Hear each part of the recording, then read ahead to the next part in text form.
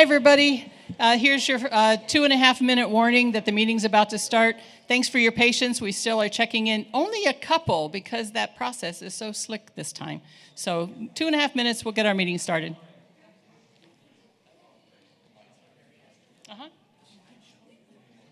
It didn't. I don't know what happened. He's gone. And Gretchen was here this morning. No, it's too late now. Sure. I don't know what happened.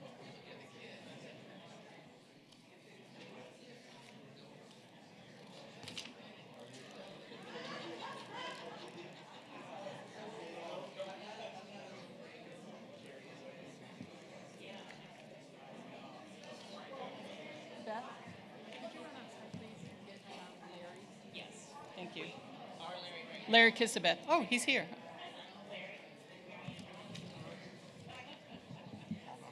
Okay.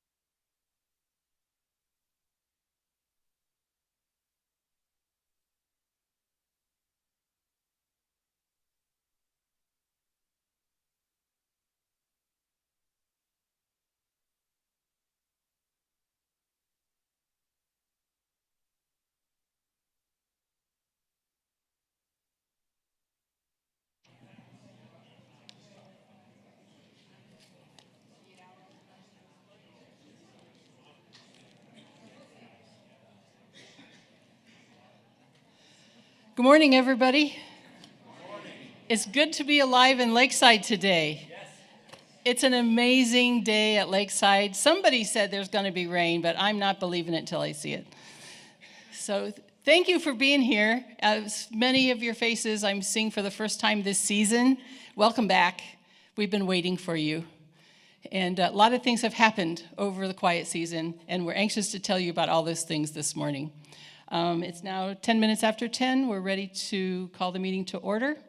And at this time, I would like to call up Larry Kissabeth for our convocation. Thanks, Larry.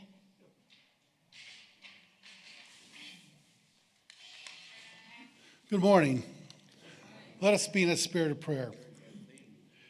The start of the 153rd Lakeside Chautauqua season brings excitement, anticipation, and hopes. We eagerly await the chance to reconnect with old friends, meet new ones, and refresh ourselves through the 4 pillars of the Chautauqua movement. Spring's arrival signals renewal, and with it, new challenges and new opportunities. Being Lakesiders, we are challenged by the words in Matthew 5:13-16, where it is stated that we have been called to be the salt of the earth and the light of the world. In our world, and in our village of Lakeside, we're encouraged to be salt and light, demonstrating goodness and positivity. Salt brings out flavors. Our salt, our actions, can reveal the best in ourselves and others. Our kindness should be the light, visible, guiding us forward and lighting the way for others.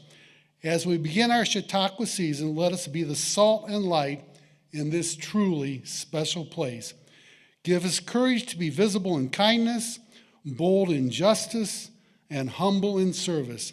May our words bring healing. May our actions bring peace. May our presence reflect your presence, so that in all we do, your name is honored.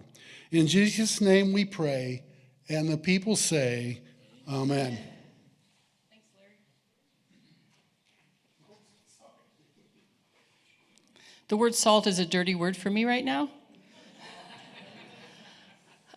You might have heard I had a medical crisis over the quiet season, and I have several doctors who are now saying that I need to limit my salt until they can give me the stamp of good health. It is just super annoying, and especially since cooking is my love language.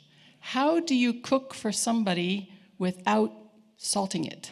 That seems like a punishment. Can you come over for some salt-free pizza? Like, no. So anyway, that's my current personal situation. Some of you may understand that that's not a fun thing, but it's necessary. At this time, we'd like to welcome new members to new residents to our community. Do we have any new property owners today? Where's our microphone? Do we have our microphones up? Hello. This is live. Well, this is the initiation process. When we call you to stand, we always ask, so we're not singling you out, please give your name and your cottage address. So start there, and we'll do the welcome after. Hi, I'm Keith Marsteller. Hi, everybody. Hi, Keith. My wife, Marcia, and I are over at 163 Vine, right next to the Douglases, right across from the Grimms, if you know those fine folks, and kind of catty-corner with the Drackets there. And we love Lakeside. I've been coming here since 1985 for camp. So finally pulled the trigger on being here a lot. So that is fabulous. Guys. It's great to be here. Thanks Thanks for being here, Keith. We do have a membership committee who will be reaching out to you at some point during the season, and we will walk you through the steps and invite you to become a member of LPOA. Yay! That's good. And you probably already know Luke, George's dog. Of course. Yeah. Today in a couple hours, I'm taking Luke for a walk. Yay. Any other new property owners?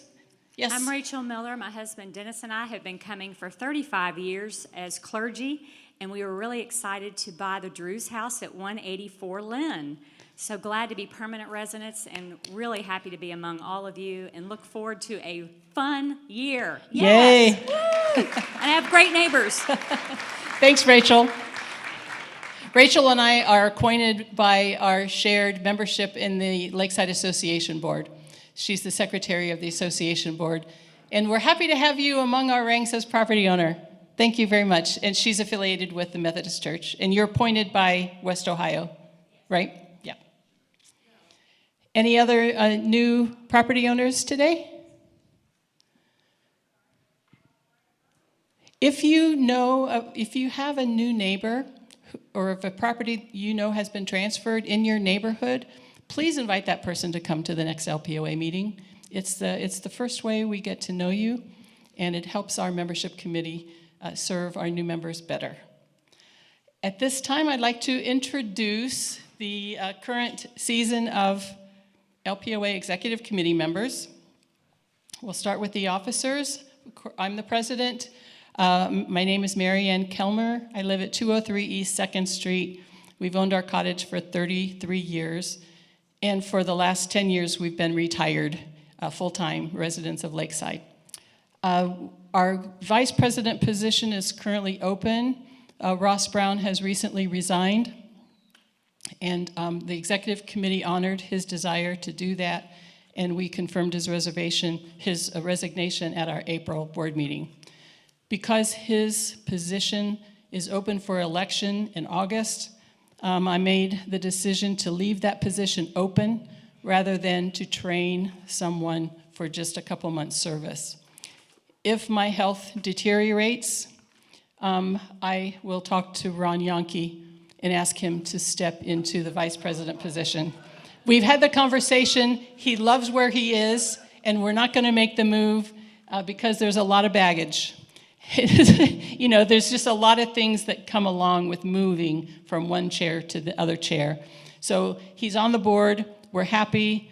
We are satisfied, and we will go forward, and hopefully we'll have a strong candidate on our slate for vice president for the August election. The next officer is our treasurer, Karen Mader. If you please stand and introduce yourself, talk about your cottage.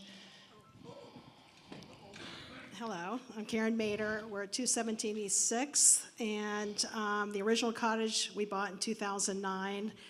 It kind of fell down when we tried to renovate it in 2012, so we have a new cottage. So anyways, this is my first meeting, and we look forward to having a great time.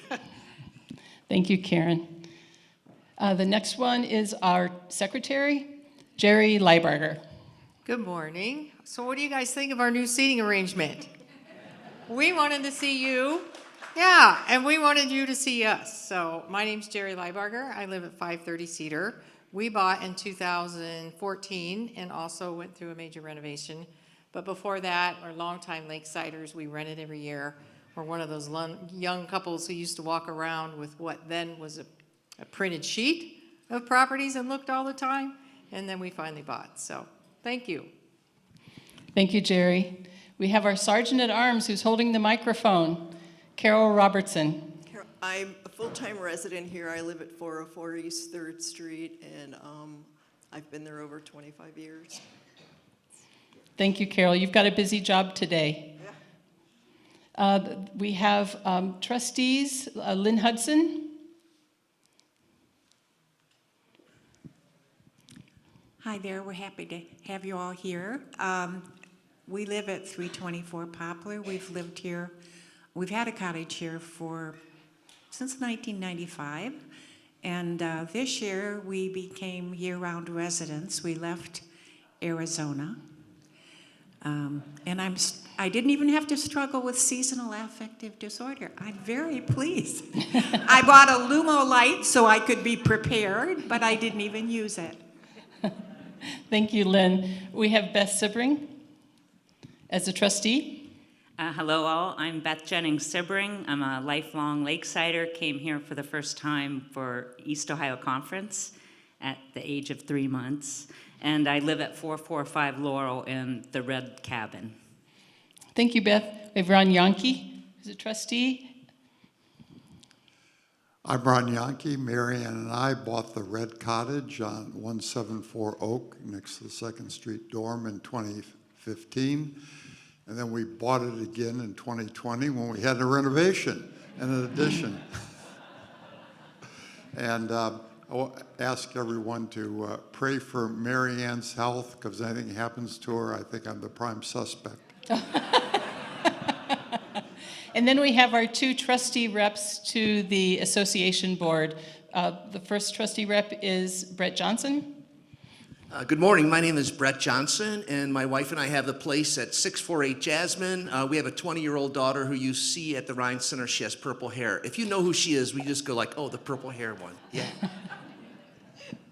Thank you. And our trustee rep, Michael Eggers. Hi, I'm Michael Eggers. I live at 414 Plum, and we bought our place in 2019.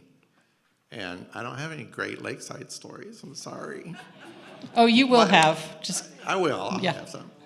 Just give yourself some time.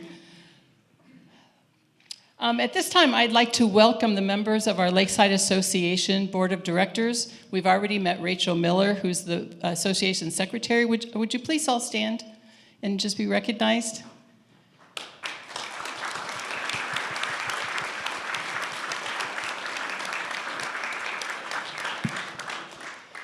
You guys all get extra credit today. We had a 2-day board meeting.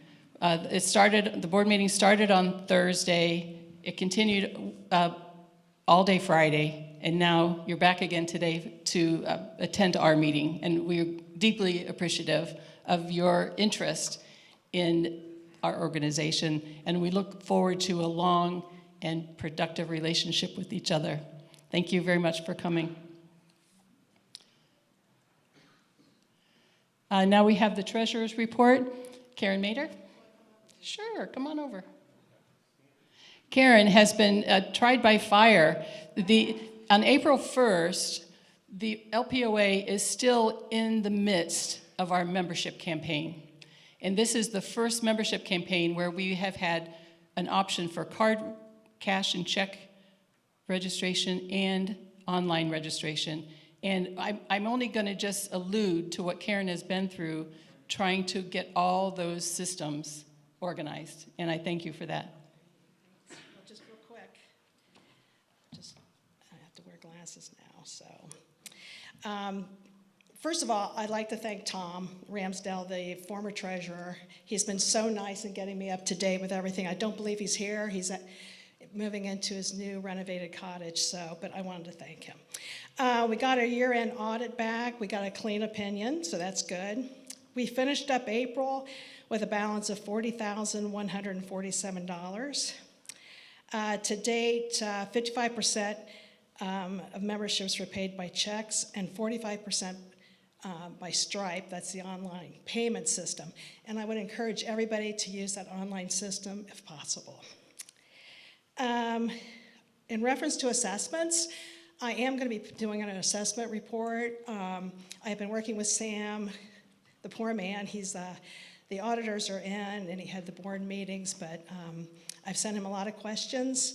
I really want to hear from you as far as what you want to see in any kind of an assessment report. So if you could either talk to me or send your questions to lakesideohpoa@gmail.com, I would appreciate it. I think that's about it. Thank you, Karen. And the financial report that Karen has prepared will be attached to the meeting minutes, and you'll receive those in your email in about a week to 10 days. They'll be ready to send out.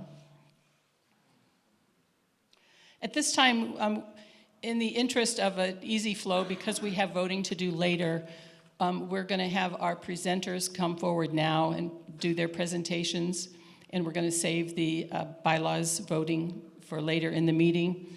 At this time, I'd like to introduce our President and CEO, Charles Allen, who always likes to come and give us an update about what's happening in the hood. Thanks, Charles. Good morning, everyone. There is a T-shirt in Maryland's it's a kid's T-shirt that says, "I wonder if Lakeside misses me too," something along those lines. And so I know that, many of us probably feel that same sentiment as we are away and coming back, but I can say with absolute certainty and 150% that Lakeside does miss you too. Welcome back to Lakeside and welcome home.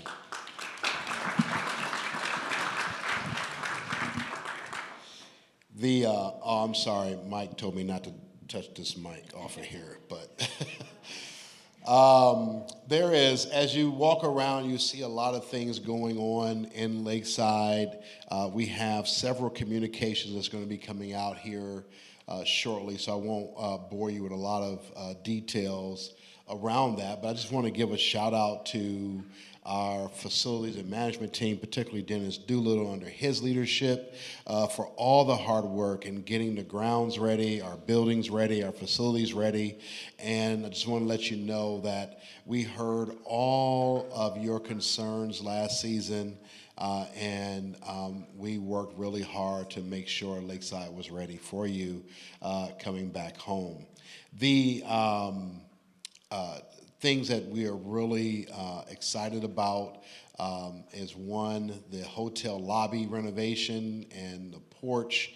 I know some of you, don't be concerned. We're going to put the screens back on the porch. For sure, they're coming back. And so it's just, that project is just the painting and all the things that happened within there was just a wonderful team effort. The hotel 150th committee that worked together on that worked really hard, and so that you'll see a wonderful completion there. Also, the campground is now open. We have passed inspection on yesterday, so we are clear to open. And so, yes. 17 new beautiful sites. I think the only problem we're going to have is that everybody that's already in the campground is probably going to want to move to the new sites. But they look really wonderful, and the team did a really good job on that. And then, as you know, the Streets Project, Phase 1 was completed. And those of you that don't live, Laurel and beyond, don't be jealous. We're getting to you. It's coming soon. And so, but we're just excited about Fred and all of his work that's been done within that. And then we want to invite you all to the reopening of the park at Cherry Park. And so we're excited about that. The playground looks wonderful. The trail factions around there is being completed now. And so all of those things are in motion, and we're just excited about those major projects that were completed over this past fall and winter. The hiring is going well. Shout out to Meg and our HR team. Well over 150 plus interviews. Majority, I think, I would say 85% of all of our seasonal hires are hired and have placements, and we have 15 J1s that are coming in from international students. So we're just, let's just continue to pray. We have no international crisis that will prohibit that. And so, but we are excited for all those things that's happening there. Angelo and his team, and I just want to say, I got a couple notes over the winter of just saying how wonderful it was to have regular updates from our security team on the house watch. Even had one gentleman who had went out to his car, had a dead battery, and he said, I hadn't had to fool with a battery in, 20 years, but the security team not only came and gave me a jump, but they took the battery out, went down and got me a new battery, brought me a new battery back, put it back in. And so this is the care of Lakeside, the Lakeside way, right? So we just want to say Angelo and his team is doing a wonderful job with that, and improved coordination with Danbury Police. Some things to look forward to this year.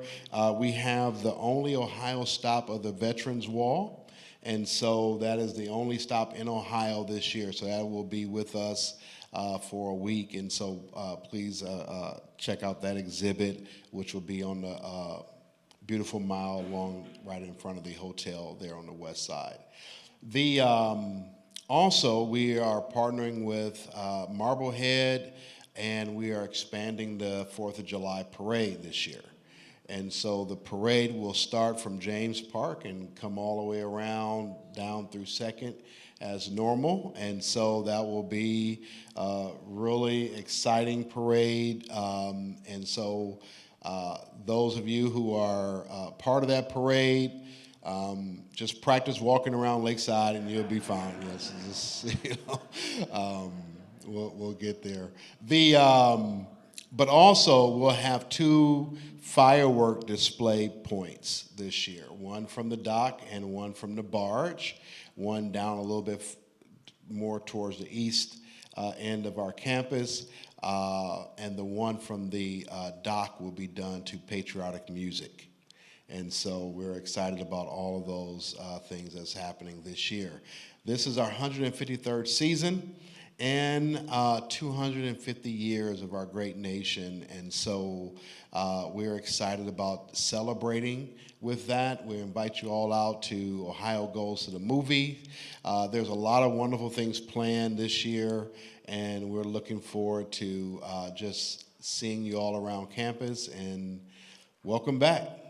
God bless.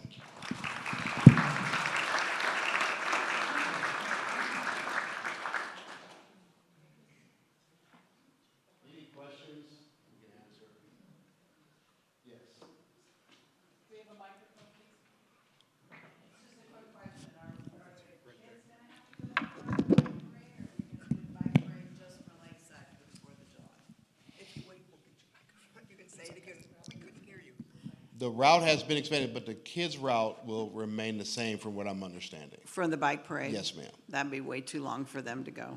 Yes. Yes. Thank you. It may tire them out to stop speeding down and the hills. Any other questions? All right. Thank you, guys. Have a great day. Thanks, Charles. It's always good working with you. I really enjoy our back and forth and our collaboration with your organization and this organization to make Lakeside the best place it can possibly be. And I think we are just always got that goal in our mind. So thank you again. At this time, we have Steve Bruno here. He is a member of the Lakeside Association Board of Directors, and he's the chair of the Municipal Services Committee. It's part of his duty as chair of that committee to review and update the rules and regs as necessary. He's here to talk to us about what has changed and where we can find the rules and regs. Thanks, Steve Bruno. All right, I'll see if I can get this up here. Oh, it's not on the screen. Oh, so I have the tutorial in my head. Oh, good thing you do. Escape.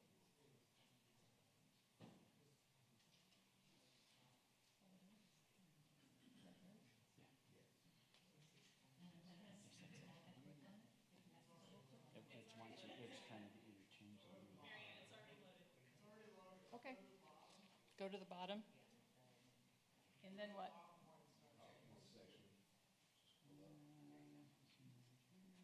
Yep. You're up next. I'm up next. Okay. There we go. For the record, I'm Steve Bruno. I live at 560 Jasmine here in Lakeside, so you can get that down. I am chair of the Municipal Services Committee, and actually we have started having a little bit of extra business to do because of the wonderful streets project that we have going on. And it's obviously looking very nice, I think, what they've done so far. And in 2025, we were asked to look at a way of changing the rules and regulations to try and protect the streets. And so that's a big part of why I'm here today. Excuse me. All that dust that's in the air is really starting to get to me. I mean, I walked out this morning on my porch, and it was just covered with this like golden haze of pollen, and it's like, so anyway, we just keep cleaning up. That's part of Lakeside, right? So look at our 2025 accomplishments. We did quite a bit. We did draft the new rules and regulations for Lakeside roads and rights-of-way. As I said, this was a big project that was requested by the street subcommittee that wanted to make sure we were protecting this investment that we're putting into the community. We did have a minor change on the maximum lot coverage. It really doesn't change anything on the enforcement, so I'm not going to really talk about that today, but that was brought to us by staff that we had essentially what it created a gap in the way the wording was, so we fixed that up so that it now is all worded so it's clearly covering what we always have been enforcing it as. So, and then we did look at the designated parking policy. Many of you may recall that last August when we had our breakout sessions, that I was talking about that quite a bit. We were optimistic that we were going to actually get that done last year, but it's a project we want to take a lot more care on than just trying to get it through in 1 year. So we were not able to get it completed, but we will be bringing it up again in August at the breakout sessions at that meeting. And I'm working with a subcommittee now of our MSC to talk about those changes. And then just our normal business, we act on all of the property variances requests that we get. So I want to spend some time on the new rules that are affecting the right-of-way. And as I've told you, the initial request came from the Streets and Drainage Task Force. We did have at that breakout session in August, we did talk with the community about what we were looking at doing and why we were looking at trying to protect those roadways. From that meeting, actually, I had several people that came up and offered to help out, and I got some input from some of the civil engineers in Lakeside about how to go about this, and a lot of their comments actually ended up really helping us to design the final wording of the rules so that it was easy for people to, hopefully easy for people to administer.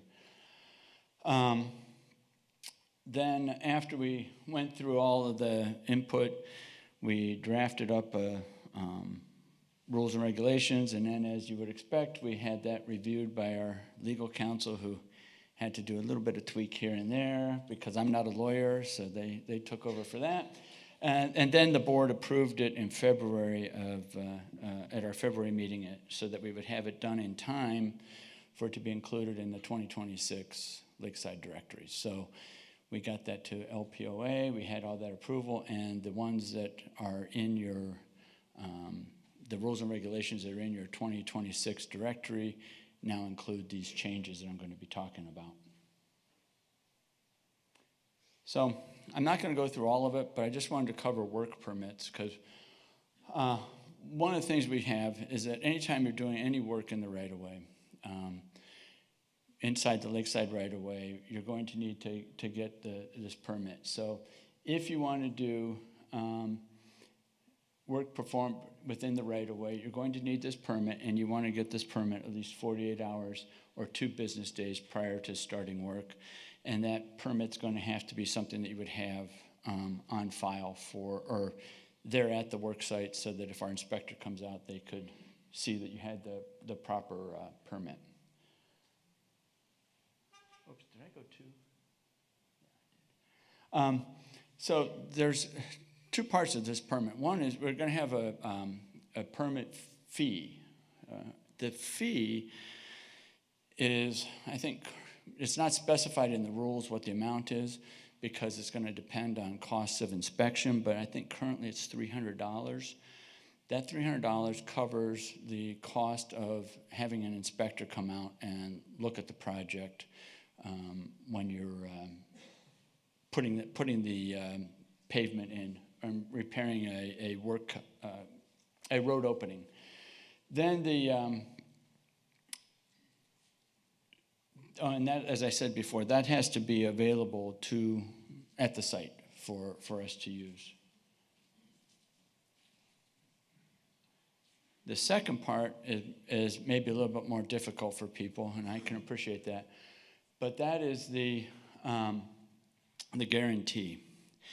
And the guarantee is an amount that you will have to deposit with Lakeside, and it will be on deposit for a year. It's a much more substantial amount. I think that right now, I think it's $1,000, but it's not specified in the rules, so it may change as the administration, whatever they need for moving forward.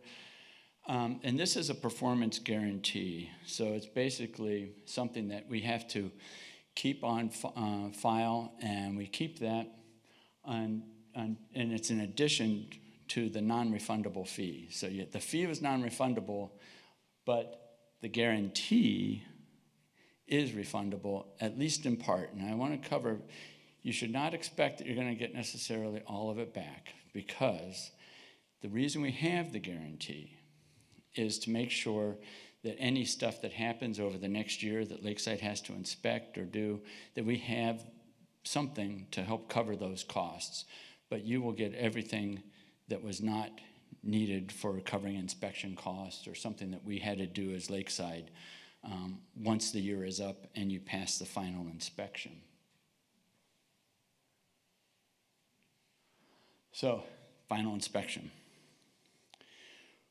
one of the things that happens a lot of times is when you got to do a road opening permit, East Ohio, or I'm sorry, I'm a Clevelander. Columbia, thank you. Because I'm like, well, East Ohio Gas. No, Columbia Gas comes out and they put in a road cut because you need to have a new gas line in. Probably, I mean, the best case scenario is that we know and we have our inspector out there when they're actually doing the work, but we're not going to hold up Columbia Gas from doing their road repair. So what we are doing is that in 12 months there's going to be a final inspection. So if 12 months after they complete the road repair, our inspector will come back, look at it, and see if there's any, is it sinking? Is it holding upright? Is there anything that needs to be done to repair? And then at that time, if needed, we would be talking to the property owner about making those repairs to shore up whatever the issue was. That would probably start another 12-month cycle, because once once we have a problem and we have to fix that, then you're basically starting over again. And but at least we know that we're going to be trying to keep our roads looking as nice as possible and protecting that investment. And it does have to be performed to Lakeside satisfaction on all these repairs. So our inspector that goes out there, and we actually will hire an inspector for this kind of stuff because we don't have people on staff that are that knowledgeable about what they should be looking for at the road, but they will be the ones that will be telling us if it meets our standards. I will say on the standard side that we have opted, instead of trying to list out and enumerate all the different things you have to do, we kind of punted a little bit and said, you got to do exactly what they do for any Danbury Township roadway. So actually the Ottawa County engineer has standards for township roadways, and we will follow those. Now, the nice thing about that is that Columbia Gas is well aware of what those standards are. So when they come in to fix the roadway, and we're in communication with Columbia Gas, and they know that we have this rule, they're like, we understand. We know exactly what we're going to need to do to put the road in properly. So we're hoping that makes it a little bit easier for everybody.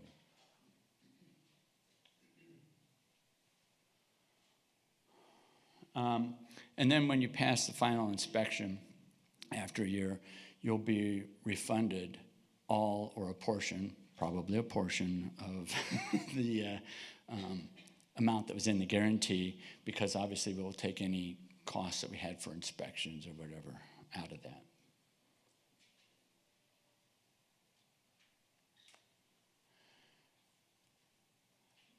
If you don't agree to make the repairs that we were talking about that would maybe be due at that time, obviously you'd be forfeiting your guarantee, and we would use whatever was left of that to help us pay for some of the repair work.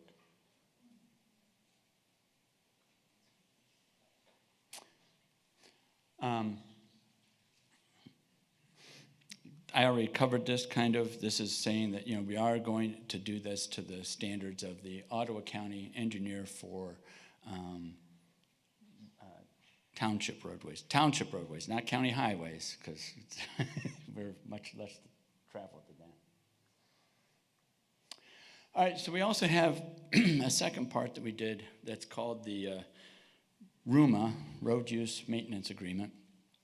And on this one, what we're trying to do is protect Lakeside when there's unusual use of the roadway. So this is going to be something that is a very, very heavy kind of equipment, or an equipment that has some kind of a, like maybe a track device that would tear up the roads that's going to be going along the roads. This is just to make sure that anything that would cause unusual damage is taken care of.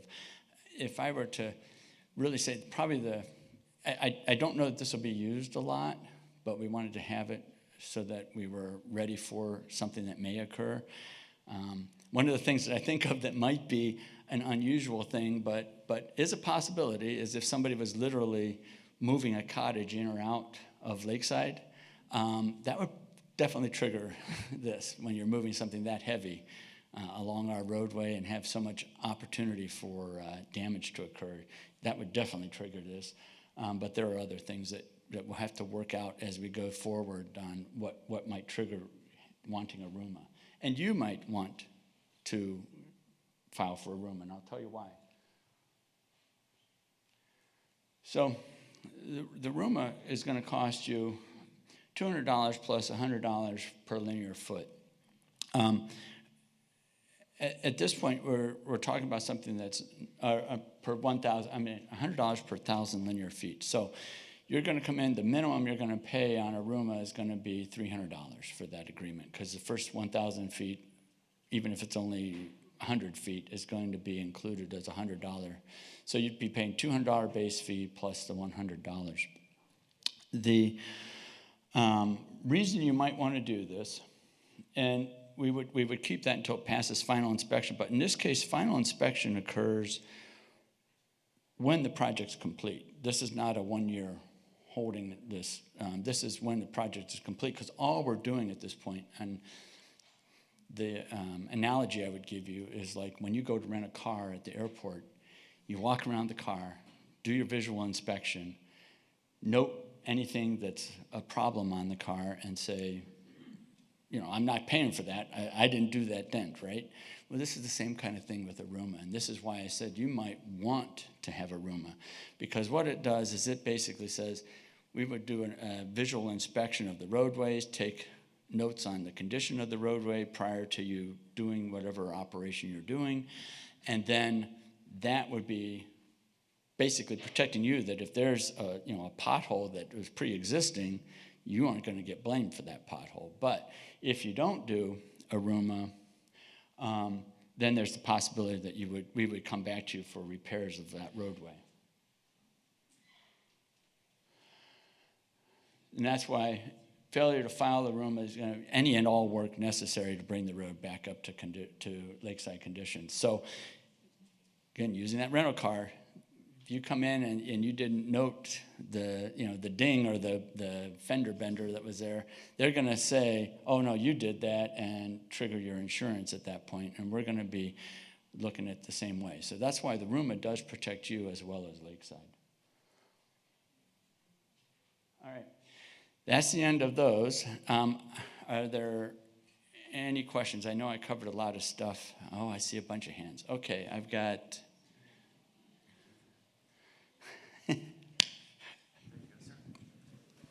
Steve, yeah.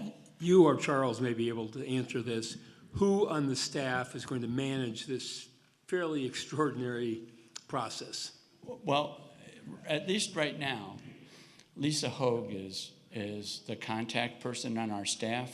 Now, I want to know, Lisa is an absolutely wonderful person. She is fair, firm. She's compassionate. She will work with anybody on this stuff. But she's not an inspector. So she's going to be triggering it to hire an inspector and bring them in. I don't know if this would be something that eventually shifts under Dennis or if the two of them are working in tandem, but I believe right now Lisa's the contact person. But it may shift to Dennis. I see. So there may be changes that the property owner is responsible for. So are you setting up pictures of all the streets at this point to establish a baseline so we know a before and an after? That would be done as part of the RUMA process. Okay. Because, boy, that light's bright. To see out for the audience. The reason I say it sets up at the RUMA process is because, let's face it, I mean, as much as we want those roads to be in pristine condition the rest of our lives, they're not. I mean, I've never met a road that's been in pristine condition. So what we really want to do is use the RUMA to say, okay, we go out, we inspect the road's condition as it is at that time before you started work. And then So if there's if there's something that's alligatoring on the road or something that's happened that looks like there's a problem on the roadway, you're not going to get associated with that. Just a friendly reminder, whenever during our meeting you have the microphone, please stand, give your name and your cottage address. It just helps us all to become better acquainted with each other. Thank you. Jeanette Keaton, 1314 East 4th Street in Island View. I'm curious if there are going to be any changes to the routing of delivery trucks given the new roadways, because currently they come across 4th Street or they come out 2nd Street and up Island View, and we maintain our own roads. So we have a lot of wear and tear on it, and I'd love to have them be rerouted elsewhere.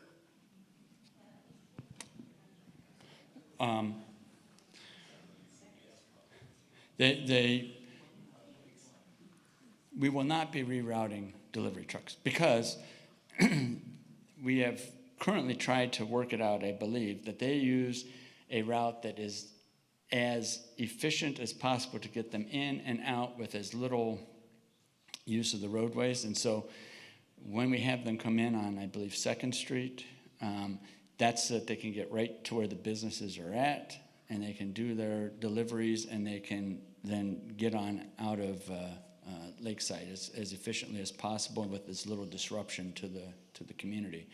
So, no. We're not going to change those delivery routes, unfortunately, but they're there for a reason. There was another one I think up. Oh, maybe I didn't.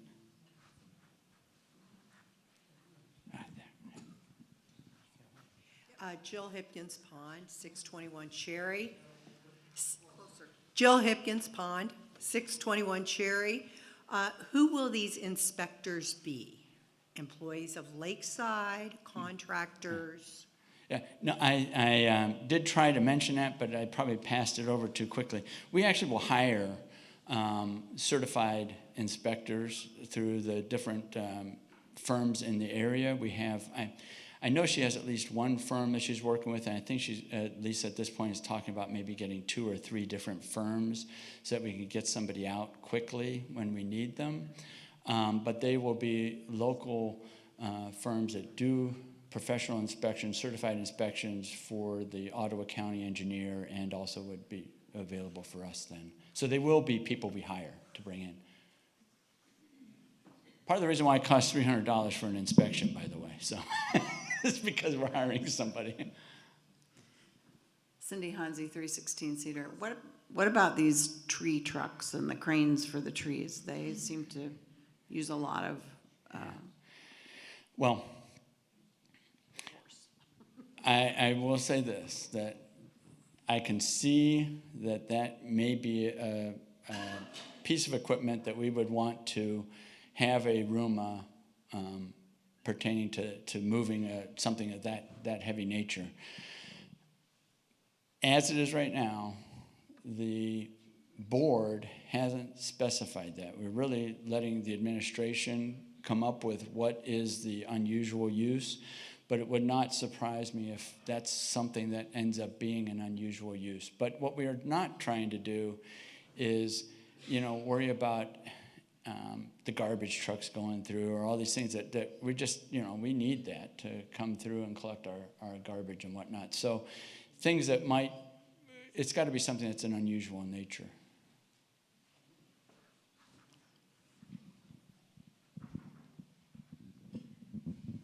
Hi, Tom Salamone at 516 Cedar. There are about 6 or 7 cottages on Cedar that we've had to put up berms to keep the flooding from the roadway cutting into our property. And if the road project ostensibly is to accommodate correcting that problem. If it doesn't, and I have to keep maintaining, like my neighbors, a berm across the driveway, it's probably going to be in the right-of-way. Do I have to go through all this every time because of a failure to have a roadway correctly paved?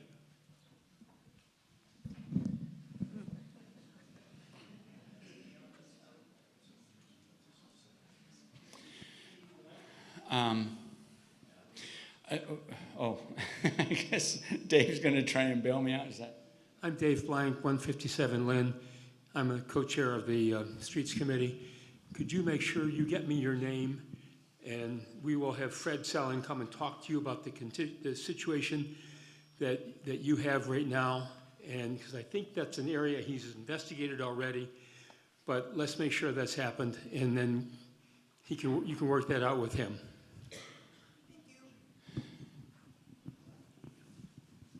You know, and the reason I kind of paused too is because there are current rules that prohibit you from putting impervious surface in the road right away, and so it actually might be against Lakeside rules for you to put something like that in the road right away, because that's an impervious surface that you're putting in to try and. But we'd have to work with that and see where we go. But that's a different rule. Anything on this one? No? All right. Oh, one more. Yeah, Lynn Hudson, 324 Poplar. This is Lynn Hudson, 324 Poplar. In a previous location, I was chair of the HOA, and we encouraged people, if they were going to put in a gas line, and you started mentioning gas lines, to do it before we paved. Yes, and we are doing that this time. Right, and so anybody who has not yet been paved and is thinking about doing that. Thank you, Lynn, because that is a big, important thing, and I really appreciate you bringing that, because I know a lot of people are thinking, oh, I'm trying to get this stuff in. Even though this was approved in February, when the board approved it, we made a provision, because we promised people that you could get your gas lines in before we paved without having this kick into effect. So this only affects roadways that have been paved through the project. So right now it's only the phase one, Laurel and East, that are being affected. But as we do more roads, those will then fall under this. So if you are rushing to try and get your gas line in before the construction starts at the end of this year, this is a good time to do it, because once they start and get that paved over, this will kick in for you. Thank you for doing that. I should have mentioned that anyway, Lynn. So. Okay, I'm going to move on. I feel like I'm taking a lot of your time, but the designated parking policy, we inventory in 2025. We thought we were going to try and get that done, but we found that one of the first things was we didn't have a good automated inventory of all the reserved parking spots or designated parking spaces that existed. So staff went through and did that. We did have the breakout session in August to discuss it. And we drafted up some policy stuff, but we have a policy subcommittee of the Municipal Services Committee that we're still working on that. And that's what we did in 2025. And now for 2026, our goals, so you know what's coming up, is we're going to hold public forums and at an LPO meeting. We want to have the designated parking policy that we're going to continue working on with additional community feedback. I've already talked with Ron Yankee about trying to coordinate some community feedback on the policy as we get that developed. And we are going to be looking at drafting some new rules pertaining to e-bikes. Yay!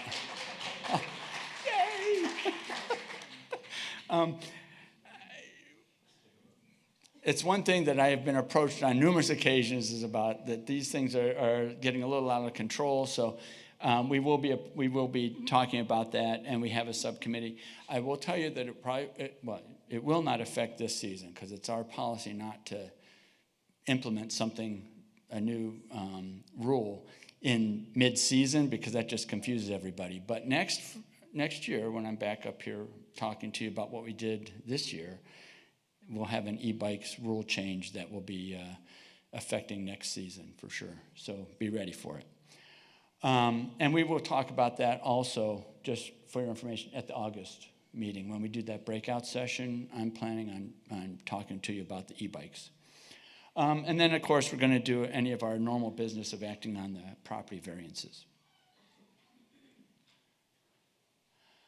On the parking policy for 2026, we are going to keep working with LPOA on this stuff, but I do want to remind people that no one has a right to any parking spaces in Lakeside. So if you think that, hey, I've had it all along and it's still mine, it's like nobody has a right to parking spaces unless, reserved or otherwise, unless the association has agreed to it. So we are going to be working with it in a compassionate manner, but we are also going to be trying to work on not having so much signage around, because it just is visual clutter as you're walking down the street, and we want to try and keep Lakeside beautiful.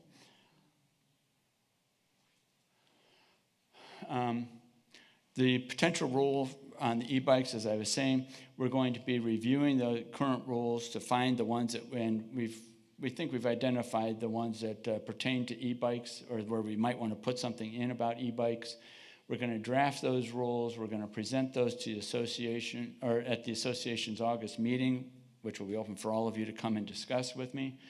And then we're going to present the rules amendment to the board for final review and approval for the February meeting of next year, so that it gets into the book for 2027 season.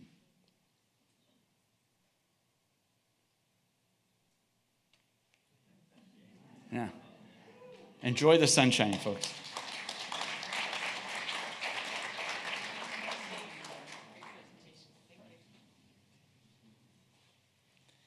Thank you, Steve. I enjoy working with you on the association board. And we do have an association rep who is on your committee. I know they recently changed. Can you remind me who the members of your committee are?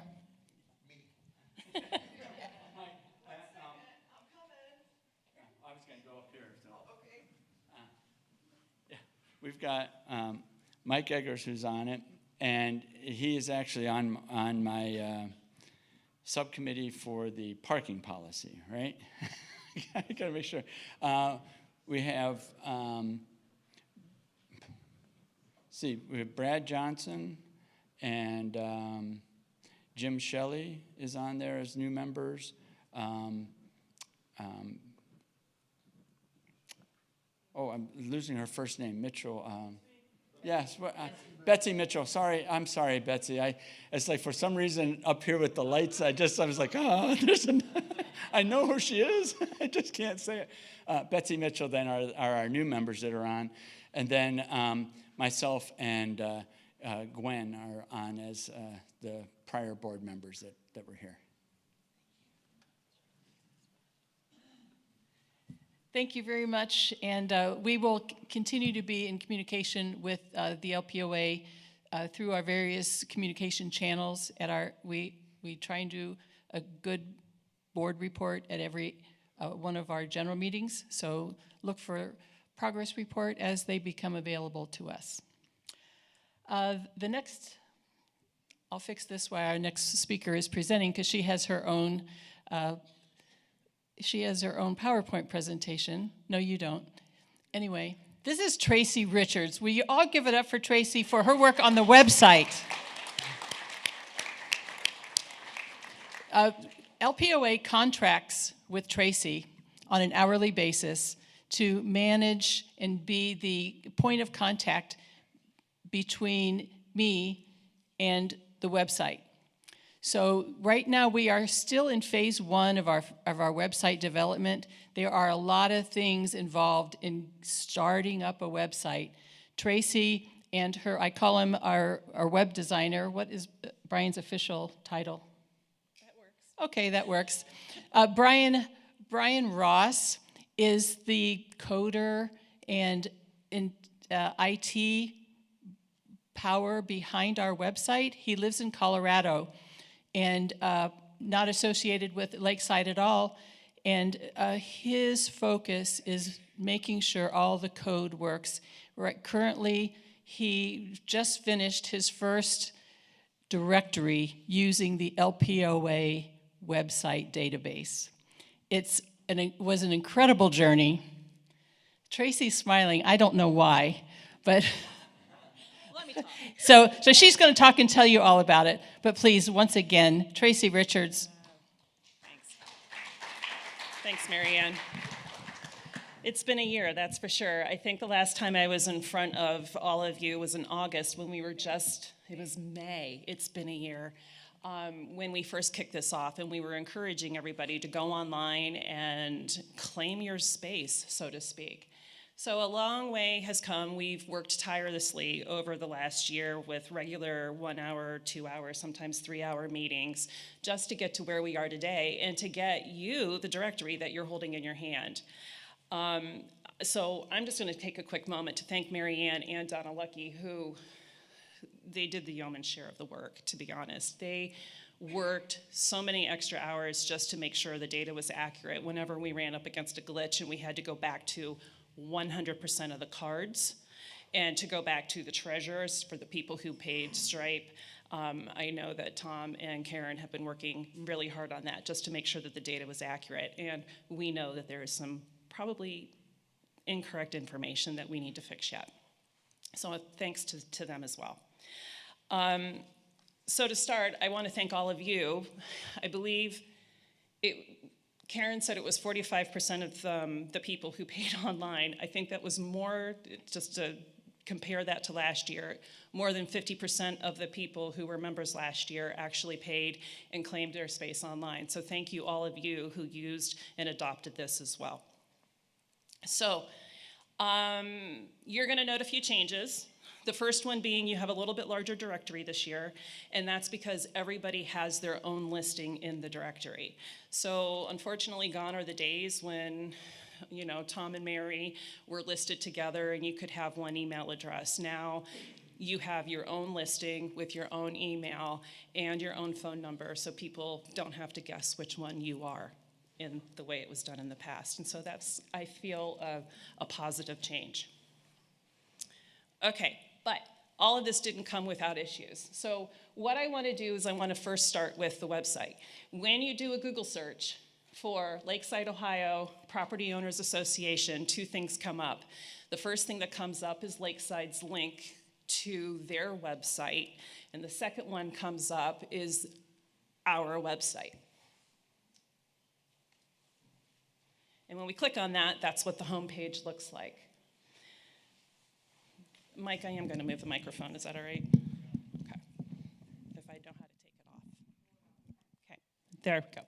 All right. So where from here, we have, of course, all of these fun things. We have some quick access links here. Pretty normal website. What we've added this year, by the way, the quiet season activities are listed under here, so when we get ramped up for quiet season next year, this is a great place for you to come and figure out what's going on, where, and when. The Lakeside Association links, we've added a couple to these this year. Volunteer, so if you're interested in volunteering at Lakeside, this is the link to their website where you can sign up for something, and from there, that will initiate the process for the background checks. Also, we've added a listing down here for streaming, and so if you're not able to attend anything at Lakeside, including these meetings, you can come here and watch a stream, something that existed in the past, or even live, what's going on right now. But where the bread and butter is for the directory, it's right here in the login. And one of the major changes that we made to this page just recently, because we learned by fire, we removed one of the boxes because there was a lot of confusion with that. We started off with an initial database that had a one-to-many relationship. So we would have an address, and then we might have the 4 people in the LLC associated with the address. What we had to do, and I'm probably not using this term correctly, but we had to flatten that data, so we now have maybe 5 people listed with 5 addresses. So we have those one-to-one relationships. When we kicked this off, there was a lot of confusion. We had a box in the middle that says, I would like to join the LPOA. What you didn't realize, and what we did a really poor job in explaining, was that if your name and email was already in the directory last year, you were already a member, and you should have clicked the box that said existing members. So that created a lot of duplicates in our database. And we also learned that everybody has their own way of stating their address. So, as an example, if you live at 123 5th East, you could be 123 5th East. It could be E for East. It could be written out East. You could be the 5TH for 5th. It could be FIFTH for 5th. It could be East 1st or East 2nd. In other words, it could be East 5th or 5th East, and then all of those combinations. So what that did was create a lot of duplicates, and it changed all the addresses. So we had to lock that down midstream and make you choose the address you lived so there was consistency in the way that we printed the directory. So that's why we did that. A little crazy. Another issue that we had through all of this is that the email servers, there were some email servers that blocked you all from being able to claim your space. We were expecting that from Gmail. It didn't happen with Gmail. It happened with Hotmail and Yahoo. So if you have a Hotmail and a Yahoo address, you weren't getting the email that had the link for you to change your password or to get a password. So what we did in those instances is we've created an admin level where we can assign you a temporary password that you can log in and then go and change your password. So if you haven't claimed your space yet, you would go here to an existing member if you are in the directory, and you would click this where you can claim your password, put the email address in that's in the directory. You should receive a link to change your password and get it updated. If you don't, hit the contact form on the website and send us an email and let us know. I'm an admin. I can assign you a temporary password. Mary Ann's an admin. She can assign you a temporary password, and we can get you set up that way. So that was a little glitch that we had to fix. If you are a new property owner and the property transfer hasn't gone through, we also have, if I can find the back button, this comment right here, where we're asking you to contact us directly, because that was another thing that came up. We had the old owners still in there. We have to assign them a new role. We have to get you guys added. And so there is a process that Donna has done for years about property transfers, and we would like that process for right now to continue until we can get the code written to make that more seamless.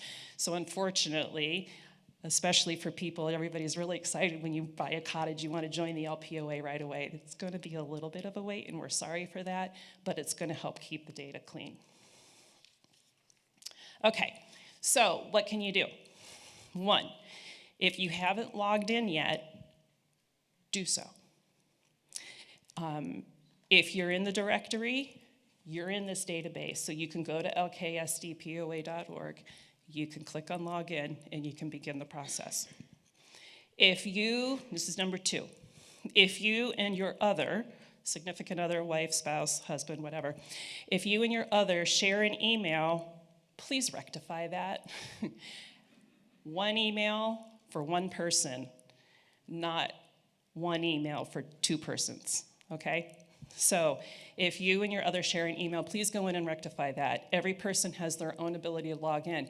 And it's really fun because when you are logged in and if you are a paid member, you can upload a picture of your cottage, you can upload a picture of yourself, and that's just neighborly. So when you're talking to a friend, and hey, have you met Patty yet? No, I haven't. Is she the one? And you can go and look if Patty's uploaded her photo. So that's kind of cool. And lastly, you can email via the contact form if there are any errors in the directory listing. Just let us know because we're still debugging things and we want to know those errors. So just hit the contact form, just write the issue, pull me aside. I'm in the store a lot, pull me aside at the store, and I can pull the computer up, and we can make those either live, or you can send the email. It goes to Mary Ann, and she can fix it too. Okay? Any questions? Did I miss anything, Mary Ann? Okay. Thank you, everybody, for your help.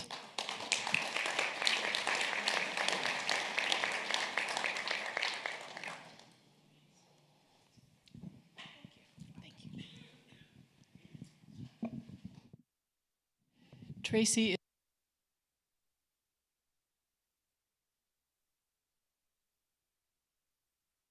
I think I that you're one of LPOA's best assets. Thank you. Yeah, I love working with you. I know. Oh, there's a question. Don't move. Skip Hebert at 557 Central Avenue.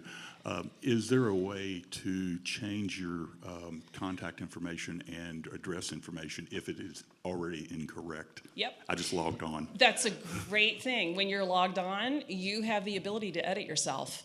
Edit it, and at the very bottom, there's an update or update save. Hit the update save button, and it will update. It will already be updated for next year. Can I kind of allude to what we're doing for next year? Yes, and that's why the one person, one email address is because of phase 2. Right, because of phase 2, with the one person and the one email address. I mean, we've got other things in phase 2 going on, including maybe voting.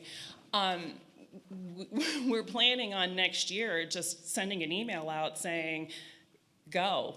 You know, you're open, please log on. The information that's in there is going to be what's printed. And that way, if there are no changes, there are no changes. You're just going to hit the pay button. You're going to pay, you're going to request your directories, and you'll be all set. And there's going to be no paper that gets tracked. We'll be able to run the queries and roll from there.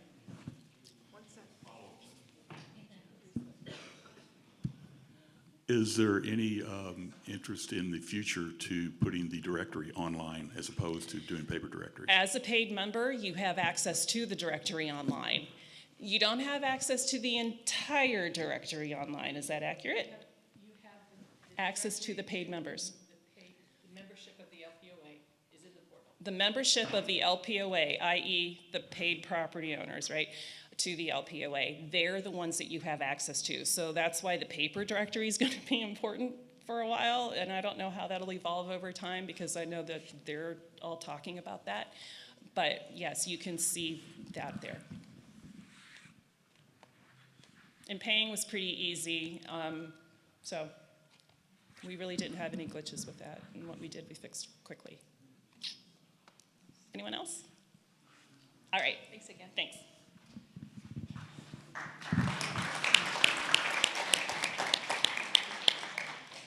It's an amazing member benefit. That website is incredible. It's been one of the strategic initiatives of the LPOA for my whole presidential term.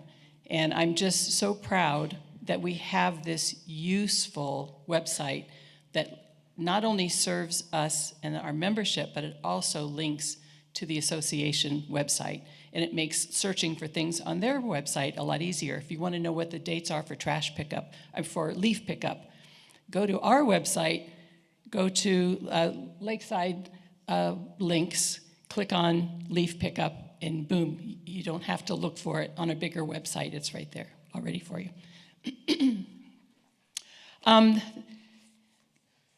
Let's see, we've moved things around, Tracy. We're going to go over here to Light Up Lakeside. Frank Jane is spearheading the move to bring back Light Up Lakeside the first week of August, August 1st to August 8th, 2026. He was invited to come and speak. He was so excited to come, and then there was a family emergency last night, and he was not able to be here. So I promised that I would put in a good word to bring back Light Up Lakeside. Property owners, if you are able to light up your house and just be the light for a week in any illuminated way, besides, of course, not fire, but yes. And hopefully the root beer floats will come back from was that walnut or maple? Maple. Are you there? Yes, we're hoping for that. So it's just another fun thing that LPOA is going to try and bring back. So we look for you to light up Lakeside the week of August 1st to 8th. I'll invite Frank to come back at our July meeting and give you an update. Okay, now we're going to go to our committee reports. Social committee, I'm Plan C for social committee. Cindy Mall is the chair of LPOA social committee. She's on a boat in the Mediterranean, so she couldn't be here. And so she invited the incoming new chair of the LPOA social committee, Stephanie Thompson, to speak and give the report from this past quiet season. Stephanie Thompson has some grandchildren's sporting events, so I think we are all familiar with how that impacts our lives. Her life is being impacted by her grandchildren's sporting events today, and she couldn't be here. So they printed out a report of quiet season activities. I am proud to say that the quiet season, which goes from Labor Day to Memorial Day, is going gangbusters. It's probably the best thing LPOA has ever done.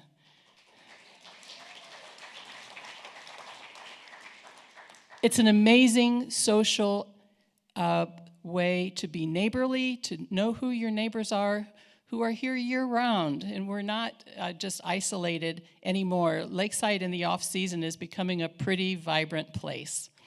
The most amazing thing right now for me, and of course I haven't attended because I've been off my feet, but the Monday morning, 9 o'clock, women's coffee hour, and it ends pretty much on the dot. It starts at 9 o'clock over at Coffee Express, between Bruno's and the library. There's a little building. And we occupied the whole place for an hour, like 20, 25, 30 women. And it's a purely social time. We go around the room, we introduce ourselves every single week in case our memories aren't as good as they used to be. We talk about things, we say, there's usually a question of the day, like at Thanksgiving it was, what's your favorite pie, or something like that. So we all have a good chance to just tell a little something fun about ourselves that we don't have time to do during the season because we're busy entertaining and going to programs. We have an amazing attendance at Mahjong. Almost 600 people played Mahjong during the quiet season because LPOA offered it. It's just incredible. The euchre was the same way. Tracy runs the euchre. She is the sub-chair. She does euchre, and we had, according to me, we had 425 people. So you divide that by 4, that's how many tables were set up for euchre, and it's become a really big deal. And Tracy, are you playing euchre during the summer now too?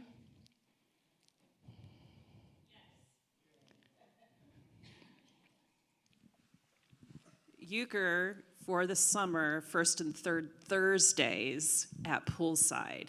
RSVP at the store because, of course, space will be limited. Because Poolside will be populated by the restaurant. Right, and they're closing at 7, and Eric has graciously agreed to let us stay there. And of course, we're encouraging, instead of snacks, that we support Poolside for hosting us.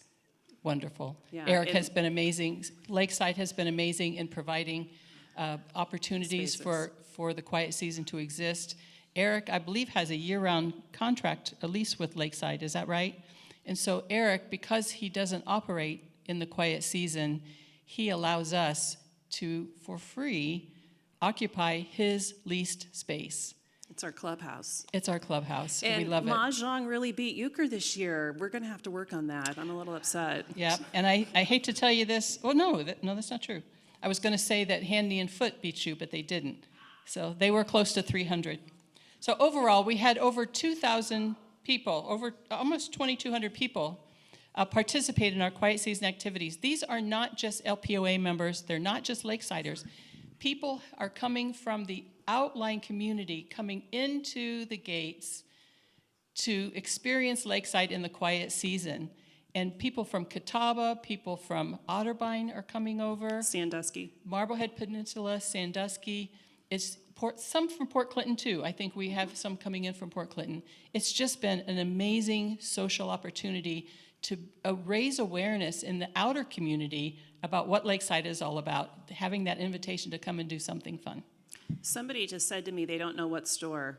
Hi, Millie Magoo's in the fine print, the bookstore. That'd be me. So if you have any questions about the social committee, because I'm Plan C, I don't have the answers for you, but Stephanie Williams will have it in July. We can. Sorry, Stephanie Thompson. Thank you for the catch. Our next report is Community Relations. Ron Yonke is the chair of the LPOA Community Relations Committee.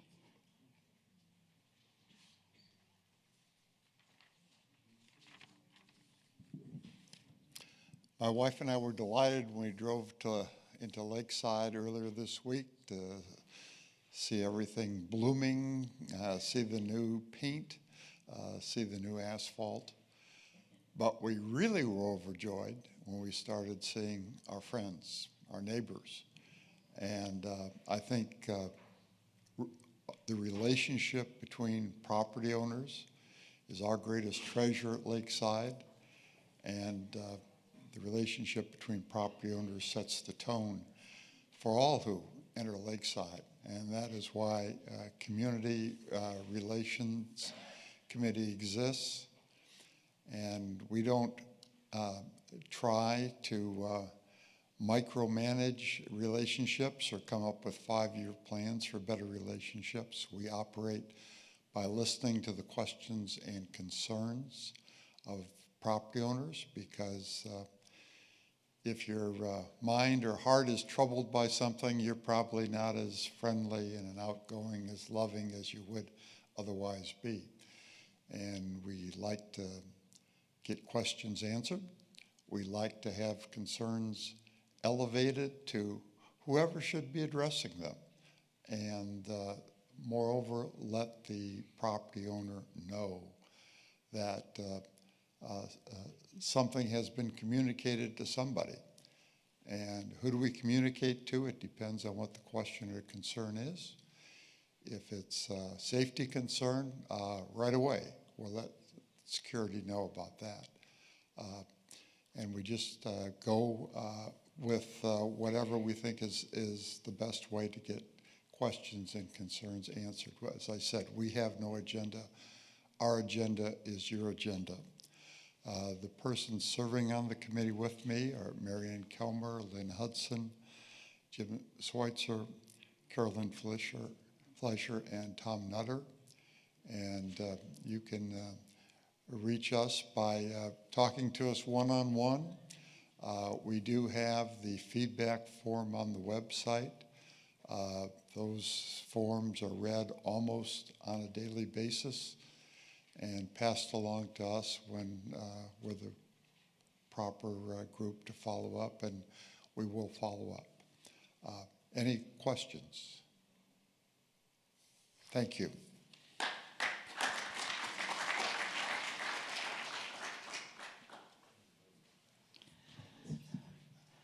One omission that I made is the requirement for us to form a bylaws committee by this meeting. And Ron Yonke has been appointed to chair the bylaws committee. And at this time, I'd like you, I'm sorry, what did I say? No. Nominating committee, I'm sorry. Thank you. Three meetings in 3 days, that's what that is. We are required to form a nominating committee by the May meeting, and we have that in process already. We have this year 4 open positions, and Ron is going to talk to you about those and the nominating process. Ron Yonke.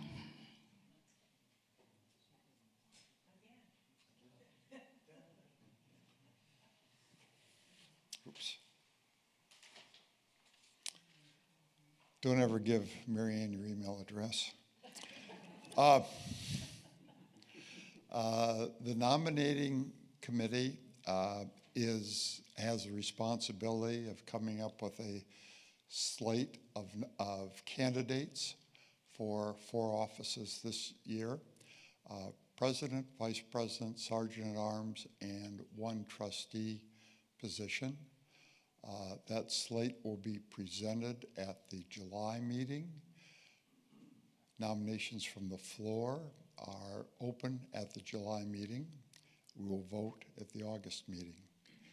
If you're interested in being a candidate for any of those 4 positions, please don't wait till July. Let the nominating committee know in advance.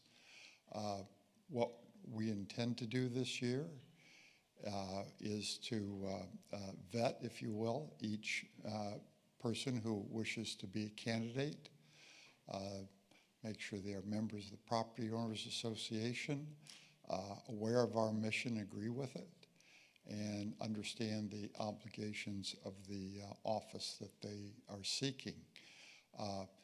The nominating committee has the obligation of making sure we have at least 1 nominee for each office, and we shall be reaching out to people in the community to interest them in standing for election. If you have someone you would like to have considered, please let us know. We are happy to contact them, or even better, you contact them, because you probably can persuade them better than I can, or anyone else on the committee, that they should consider being an officer or trustee of the LPOA. The slate may very well contain more than 1 name for each office. Our job is to come up with good candidates, and if we have more than 1 candidate, more than 1 person volunteering for an office, they'll be presented to the membership in July. Any questions on the process? Thank you.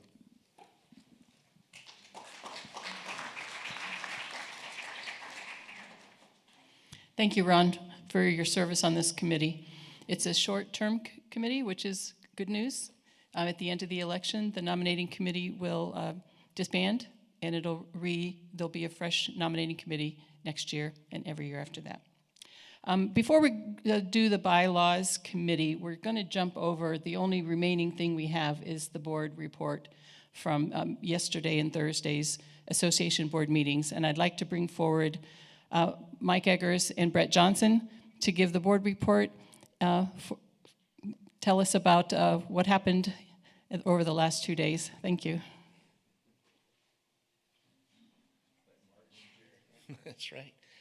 Good morning. Thank you, Mary Ann. Mary Ann shared earlier that the meetings this time were a day and a half. So on Thursday, we met as a workshop, and on Friday, we met as a board. And I will tell you, my takeaway in the theme was, how can we respond to the community? What is the community saying, and how can we best respond? And we welcomed 4 new directors, and if they're here, I'd like them to stand up. Betsy Mitchell, Rich Bettner, Brad Anderson, and Jim Shelley. If they'll stand up. I know Betsy was here earlier. All 4 of these folks are property owners. They have generational connections to Lakeside, not just past generations, but future generations. So they are set to make a difference in Lakeside for all of us, and it was really encouraging to be with them. On Thursday, during the workshop time, we listened to Meg Johnson, who talked about the preparedness. Most of those projects, and if you haven't looked around, I know you have, are a response to the things that we have been talking about. The waterfront, the powder coating, buildings being painted, concrete being poured. It's just incredible what's been happening at Lakeside. Is it perfect? No. Is it finished? No. Is there a lot to be done? Yes. However, there is progress being made, and that's a response to the community speaking up. Also, we listened as Gretchen Cologne shared some of her finance insight to where we are in the past, where we're currently at, and where we're headed. There was a lot of enthusiasm. You know Gretchen, she's enthusiastic. And there was a lot of forward thinking and excitement around that. Ron Yankee was there. We talked about community relations. A lot of what you've heard this morning from Steve and other folks. We talked about how we as a community can connect better, how we as a community can meet each other's needs, and most importantly, how as a community can we grow.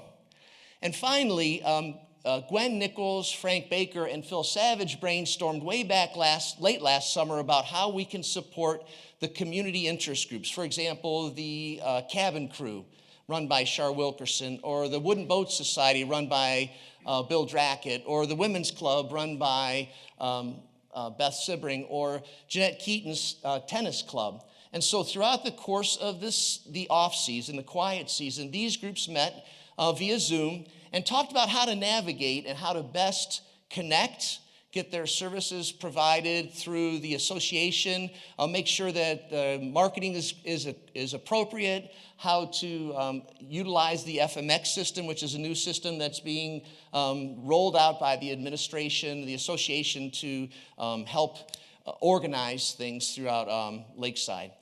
It was great. All of those committee members met at the last hour of the workshop. They shared what they do. They talked about their programming. They talked about their futures and how they want to become more involved and active in Lakeside. And they also encouraged us all, the board members, to become involved. And so on behalf of all those folks, I would encourage you to become part of some community just to help grow in a relationship. There's a partnership with the LPOA. There's a page in the directory this year. It lists all, I don't know what number page that is. Before page 20. It's before page 20. It might be 19. How's that? There's a page in the directory that lists those groups that met throughout the off season, the quiet season, also a contact. So if you want to be involved, if you want to join one of those groups, if you have a new neighbor that's looking for something to do and you see some interest there, encourage them to read that page, get involved, and become part of some small group here at Lakeside. We know that's what makes Lakeside really grow. Friday was a board meeting where we talked about a lot of things, and I'm just going to highlight a past, a present, and a future. The past that I would highlight is the roads. Steve talks a lot about roads and talks a lot about cutting roads, but we also talked about the future of the roads project, how to best navigate that. We resolved in the present a concern about insurance in the waterfront, and I know that many of you are aware of that. And so we talked about that and resolved that in a way with the collaboration of community members. And then we talked about the future in brainstorming ways to make Lakeside even better than it is, if we can imagine that. One of the key takeaways for me was under the leadership of our current new director, chairperson, Gwen Nichols, was that we need to be listeners. And so we're encouraged as board members just to be real listeners and work together to respond, to bring back to Lakeside and back to the community a real connection between the board and those folks that we represent and all of us. One of those conversations revolved around open board meetings. We have been in conversation about that. And there is a meeting that's been proposed for June 6th at 10 o'clock. It's a board meeting that I see people writing that down. Thank you. June 6th at 10 o'clock where their board will be there. The place is to be determined. And it'll be a Q&A, a time where you can ask questions and a time where some of those hot topics that are discussed and talked about on the corners are reviewed. So it's an opportunity for you to come and share. It's an opportunity for you to come and listen. And most importantly, it's an opportunity to come together as community. I thank you for your trust in me, your willingness to let me go to these meetings, and I look forward to talking with you this summer. Thank you. Mike's going to talk.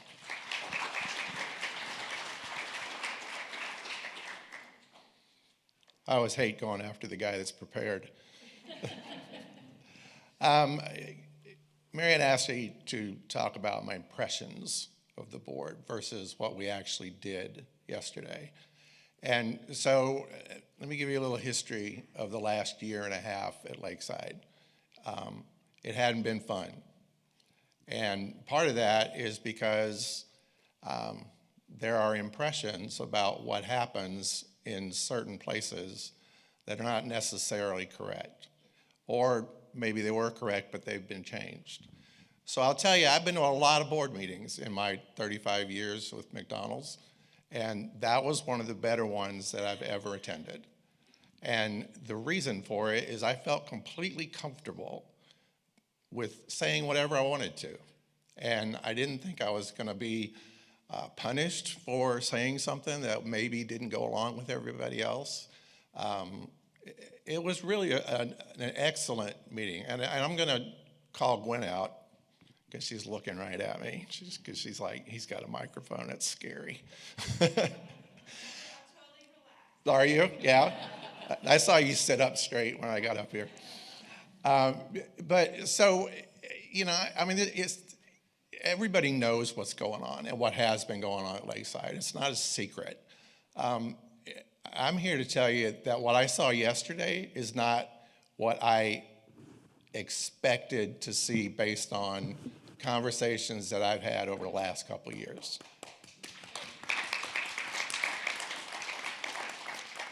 So saying that, I want everybody to understand that I look at my job as being a conduit.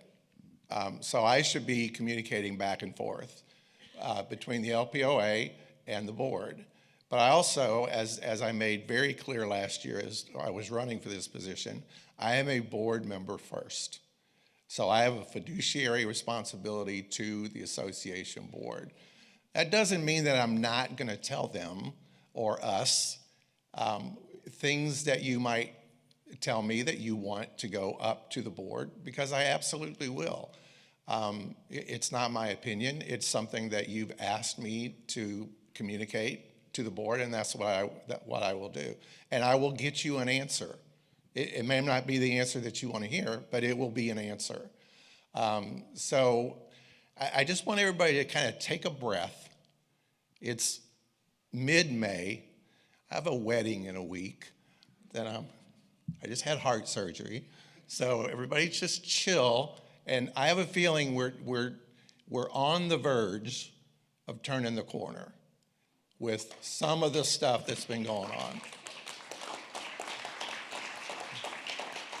And so, you know, I talk to a lot of people in Lakeside, and I'm not saying this just based on my opinion. I'm saying this based on things that I have heard and conversations that I have had. And it's just a matter, we have to understand that it's Lakeside first, period. And if we're doing things that we shouldn't be doing, that are not necessarily Lakeside first, then we should probably think about whether or not we should be doing those things. So I'm here for the duration. I'm not going anywhere, you know, so anything you want to talk to me about, please feel free to call me, email me, stop me on the street. I'm available. So thanks.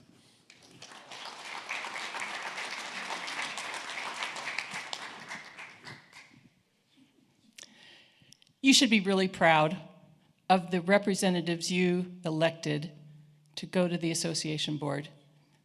We have a great 2 years with these folks. Three, sorry. I'm just so impressed already. I spoke to Mike and Brett while we were still in Lakeside Hall yesterday after the meeting and said, there was such incredible energy in this room. There's always energy in the room, but when you have so many new members, we actually have 6 or 7 new board members. That's a third of the board that has rolled over. So when you have a third of that group that's brand new, there's the anticipation of awkwardness and of holding back, but none of that happened because the board was invitational and accepting. We had a great onboarding session a couple weeks ago that helped with that transition, and it's just an absolutely wonderful board. You should be proud, not just of our LPOA reps, but of the entire association board. I'm a very proud member too. Thank you.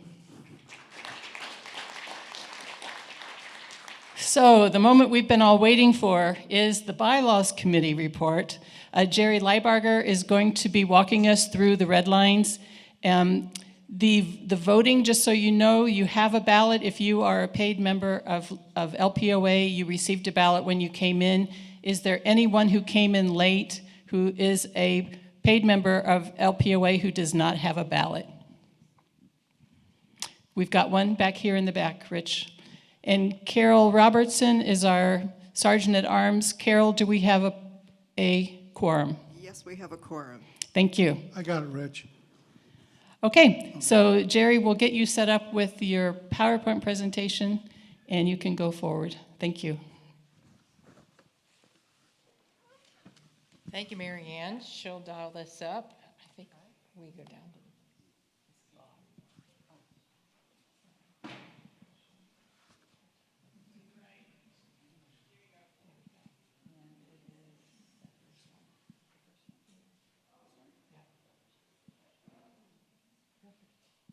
You did.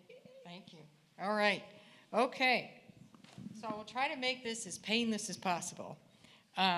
We've got 20 slides or so we're going to go through, but I don't want to start without first thanking the Bylaw Committee. This was a wonderful group. They worked very hard. It was Monday night after Monday night, and when we needed just one more night, they were always willing to show up and help. So let's thank them. I want to offer a special thanks to Ross Brown. He was our fearless leader, put up with us through all of this because we had some robust discussions. So Ross was our leader. Roger Gilchrist was part of the group. Richard Hahn. Ron Yonke, he's like the man of the hour. He just does everything here. Mary Ann joined us when she could. Larry Kizabeth, Milton Lewis, Karen Mader, Carol McKinney, and Ginger O'Malley. And I think one of the things I enjoyed about this the most was being new to the LPOA. This is a great way to get into your organization and really understand how it works when you understand how the bylaws all work. All right. So with that being said, so what do I do? Go down? Spacebar. Oh, spacebar. Oh, okay. Let's talk about today's process because we have several articles to go through and I want to make this efficient as possible. We'll go through article by article. I will summarize the changes around each bylaw update first. Then I'll bring up the specific language on the screens for you to review, give you time to take a few seconds to review it. We'll pause at that moment, take questions. Then I'll ask for motions. I'll entertain a first and a second motion to approve. We'll give you just a few more seconds to complete your ballot, and then we'll move on. These are really good bylaw changes. I'd ask for your support in that we're making the LPOA more inclusive by what we're doing, and we're responding to your comments that we got last summer to automate and update our voting. So 2 new voting options are available through this. One is absentee and one is electronic. I need to correct something. The very last bullet point, we need 2/3 vote from the members present. Oh, the members present to pass. Yeah, thank you, Mary Ann. She just mentioned we need a 2/3 vote from the members present to pass, so keep that in mind. The other thing I wanted to mention, she sent out a great email on May 2nd. Many of you probably got that, good bedtime reading. We're going to be following a lot of those same recommendations as we go through. Okay, so let's get started. Article 1 is super easy. This is a good one. All right, so Article 1, Section A, small change here. We added the LPOA at the end of it. Should be able to handle that. Article 2, just a slight little rewrite. We just wanted to define that the LPOA is a Section 501c7, a nonprofit organization, but not charitable, unlike the Lakeside Association, which is a 501c3. So that's it for Article 1. Any questions from the group about Article 1? Okay, I'm going to take that as a no. Give you guys a few minutes to, if you'd mark yes or no or abstain on your ballot before we go on to Article 2. Okay, so at this point, I would like to entertain a motion for the approval of Article 1. Any volunteers to do that for me? So go ahead, if you would, stand up, state your name for me. Yeah.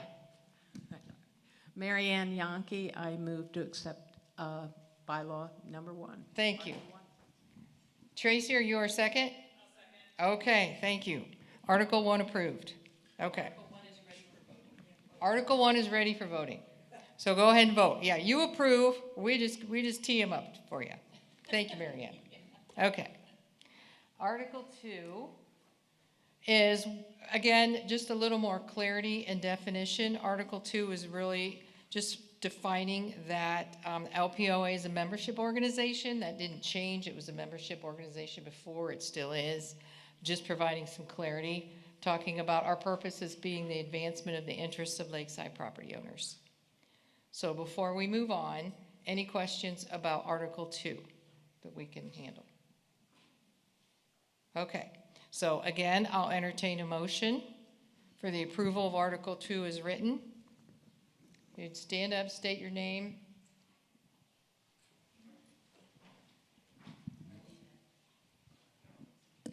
Ginger Leonard, 215 West 5th. I move that we accept this proposal. Perfect. Ginger, a second? I'll second it. Rich Kelmer. Thank you, Rich. Perfect. All right, take a second and mark your ballot. It's approved. Okay, so let's keep moving here. Article 3, this is where it gets a little more complicated, but these are really good changes within. So let me go over these first, and then we'll go slide by slide. So what we're saying here is any cottage owner who is named on a lakeside lease inside or outside the fence may become an LPOA member. The difference there is where previously folks outside the fence were excluded, now we want to include them. We're also saying this includes campground residents who hold a seasonal license, and also, of course, our Island View residents who we've also always included. So that's one change. Some of the other changes are if only one person is on the lease, you may add an additional family member. Not to the lease, but to your membership. Or to your membership. And then our third real big change here is that only two people per addresses may be members. This was previously up to 4. I think some of the feedback we've gotten in the community, we're trying to make this a more fair election process. And it seemed unfair that some properties, based on the structure, the ownership structure, would get 4 votes. Some properties may only get 1 vote. Now we're saying everybody can get 2 votes. So we're trying to make some equity in terms of your ability to elect representatives. Okay, so the first slide here in Article 3 is just, again, more clarification. There's nothing too much in there. But let's go to A in this section, Article 3, small a. What we're saying here is an individual person who is named leasee under a 99-year lease, renewable forever without a fee, within the Lakeside Association of a residential property, and up to 1 additional designated family member. So this gets everybody both inside and outside the gates. Go ahead. Well, yeah, go ahead. I heard you, but go ahead, so everybody can. Jeanette Keaton, Island View, there may be a couple exceptions near the gate, but Island View residents own their own property. We are not on leases. Correct. And this isn't, Island View's coming. So just hold on. Island View has a different slide. You said inside and outside the gate, so I thought you were rolling Yeah, this in. you're right. I should have said fence. What I meant there was fence. No, not Island View, but folks. Yeah, the 700 blocks is what we're talking about. So here is our Island View addition, along with 1 additional family member. Did I skip a slide? We had the campground slide. Here's the campground slide I talked about a little earlier. So we've got everybody inside and outside the fence. We've got the campground, and we've got Island View. Basically, we felt like as a committee, anybody with any significant financial interest deserved to be included, and that was our goal in terms of inclusivity.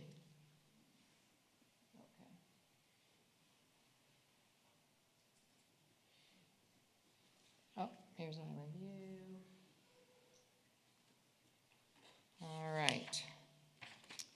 So this slide is really saying individual persons are eligible for membership, not a trust. So as an example, if the property is held in Arizona Trust, that would not be eligible to join as a member, but those folks who have a primary interest in that property may become members. So it's just more clarification. And here's our language around the two people are eligible to be a member with respect to the same property. I mentioned earlier, previously it was 4. We're just trying to make it more fair.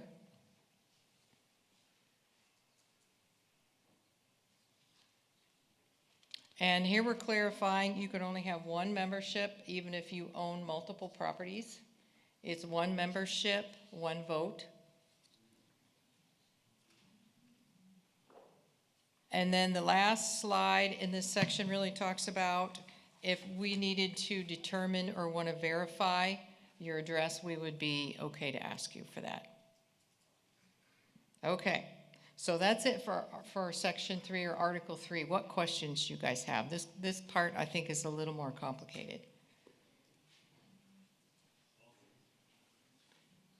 Any questions? Okay. Has somebody got their hand up back there? Okay. Jill Hipkins Pond, 621 Cherry.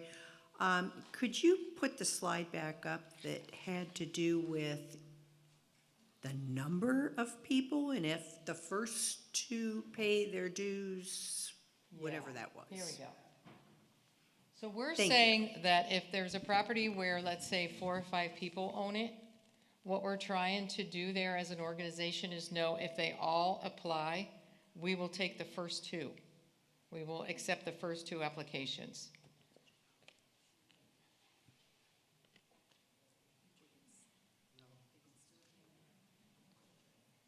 Okay, any more questions about Article 3?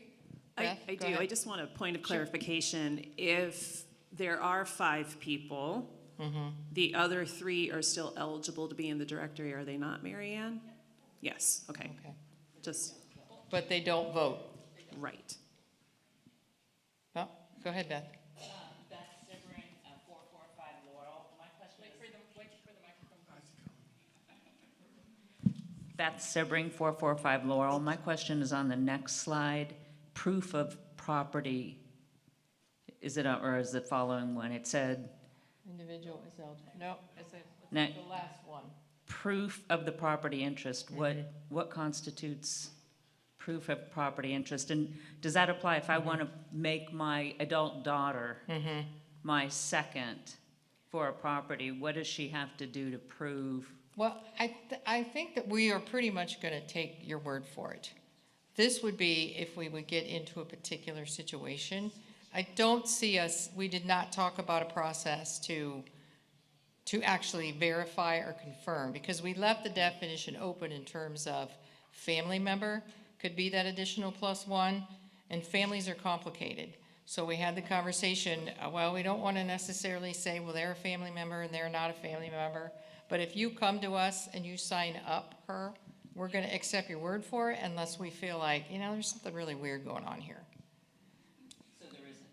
No, there's nothing required at this time. Lynn Hudson, 324 Poplar. Again, we ran into this with our HOA. If you have 2 people, you might have 5 people. You're going to decide among the 5 of you who's going to vote. Yeah. Is that right? Hopefully, yeah. And those 2. That's not our decision. Yeah. That's the decision of the property owners. Yeah, we were just thinking of scenarios where if they didn't talk and we got 5 applications, what would we do? Ginger O'Malley, I was on the committee. What we were dealing with in this, many homes are owned by a trust. And so, okay, you've got a member of the trust living in the home, but you've also got other members that are included in that trust. Say there are 7, pick the 2 that you want, just like Lynn was saying. But that's how that came about, as well as one person being one member, where you have multiple units of housing within Lakeside. As a point of clarification, Yeah, If there's some confusion in the like language. who's on the deed is what I was going to ask. So, right. So some properties in Lakeside are owned by an LLC. And that is the issue that we are trying to clarify here. If your property is owned by an LLC, who is the real living person who has the most financial or has the most beneficial interest in that property? That person should be the member, not the person who manages your LLC, who has no interest in your property other than to manage it. That's what we're getting at here. So we reserve the right to ask you who, if there's a weird question that we have about membership of that LLC property, we can't have an LLC be a member. A person has to be a member. And we reserve the right to ask you who the one or two people are who have the beneficial interest in that property, and those are the people who are eligible for membership. Does that clear it up? Yeah. It does, but my question is should that be clearer in the bylaws? Should that be more specified that if the property is deeded to the LLC or a trust, then these situations come into play? It's a good question, and it's something to consider during your voting. Thank you. So,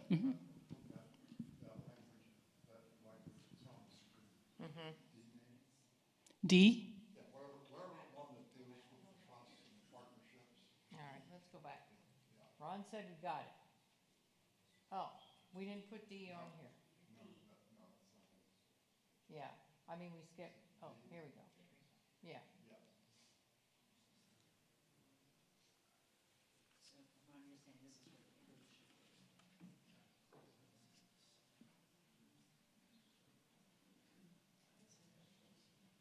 So, Ron, do you want to address this, Ron? I'm not sure everybody heard you. Yeah. Yeah, come on up. We had a lot of lawyers on the committee, which is a good thing. Yeah, this addresses the question of a non-individual owner, and you can see it relates to a corporation, which would include an LLC, partnership, or a trust, and it allows the primary beneficial ownership to be a member, or it may be someone with a fiduciary obligation is the more appropriate member in that for that situation. But it does allow that property to have two members like any other property.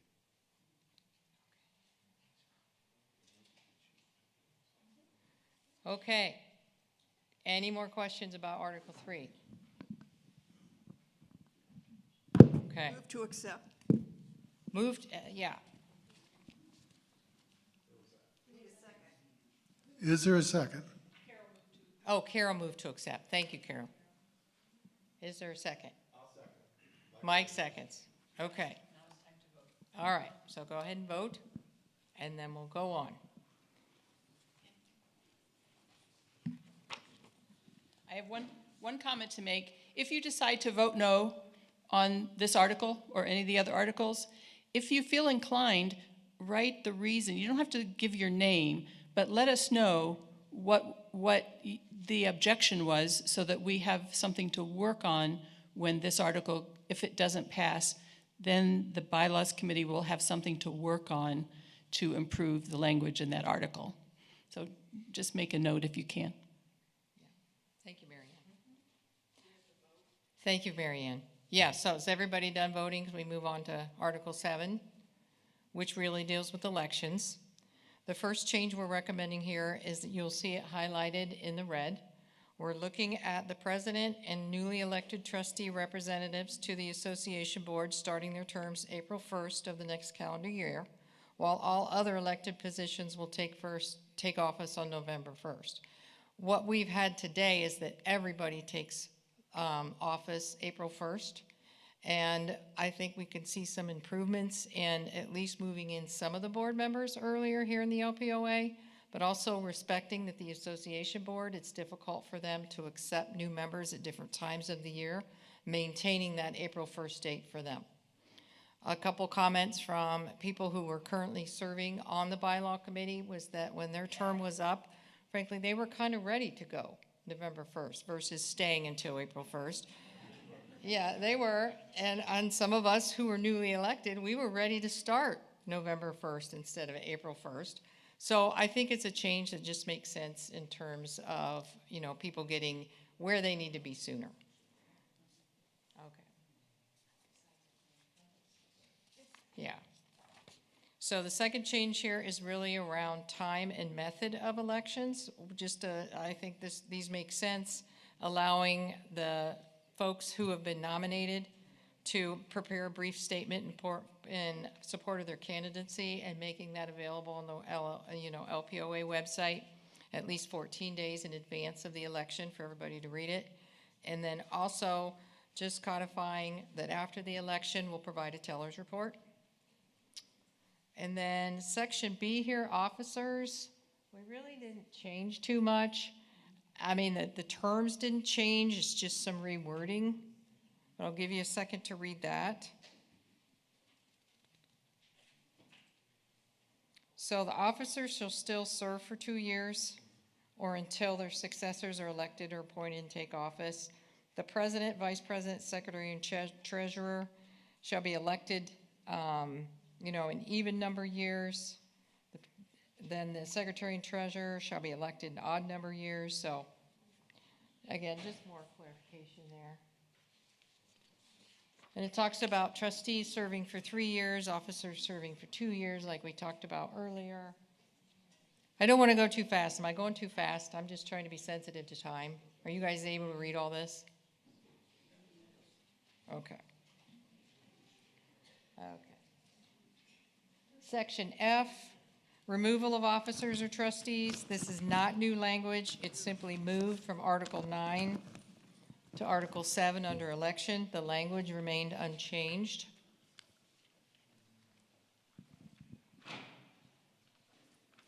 Okay, Section G is all new. It's methods of voting. And here's really the exciting part in terms of what the LPOA is wanting to offer. You know, previously we've done ballot only, show up the day of the election. Now what we're suggesting is there's an absentee ballot process, there's electronic voting, and then there's, of course, still the ballot press, show up the day of, the election. So let's kind of go through how all these would work. Now this is a lot. I know. And I'll explain this. It's really confusing until you think about it, but for the absentee process, there will be a form on the website, a ballot on the website, the LPOA website, that a person would print off. They would select their candidates. They would put it in an unmarked envelope and seal the envelope. The sealed envelope that's unmarked would then be placed into another envelope with the address to the LPOA PO box. We need your return address on the envelope so we can identify you as having voted. And then we need you to sign off on the back of the envelope. Just sign your signature, and then you mail it. There will be a master list that we will have to keep that will make sure people can't vote more than once. So if we receive your ballot in through the mail, you'll be checked off, and we'll know not to give you a ballot the day that you show up, for the election here in the auditorium, or we will not allow you to vote online. So that's one process. And then the electronic voting is being built. I think one of the reasons we wanted to get these bylaws out to you early is that so we would all understand the parameters and how to build the electronic voting. It is not yet built. I know it's coming up. And we're always at risk. It's a technology project. We want to get it done. We're hoping to get it done. The way technology works, I'm sure we've all been in situations where we wanted it and it would take more time. But what we at least have through this amendment or this bylaw change is the absentee voting. Okay. Whoops. And that is our last screen. So what questions do you have about voting? Well, I wanted to see if any questions. Yeah. Gwen? Gwen Nichols, 208 Maple. Someone who's constantly proofreading documents and reports. Should there be a D at the end of purpose in the final line? In this slide? Oh, yeah. No, there should not be. Thank you. Ron, how'd that get through us? That's me, Gwen. That's Yeah. me. All right. Are we allowed to we can make that change. Yeah. Yeah, typo change. Yeah. Okay. What other questions about this section? This is probably the most important one.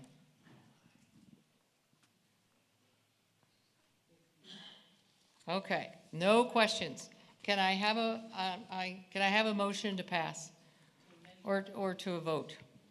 Karen. Karen gives me first. What about second? Lynn. Lynn's our second. Okay. Take a second, vote on your ballot.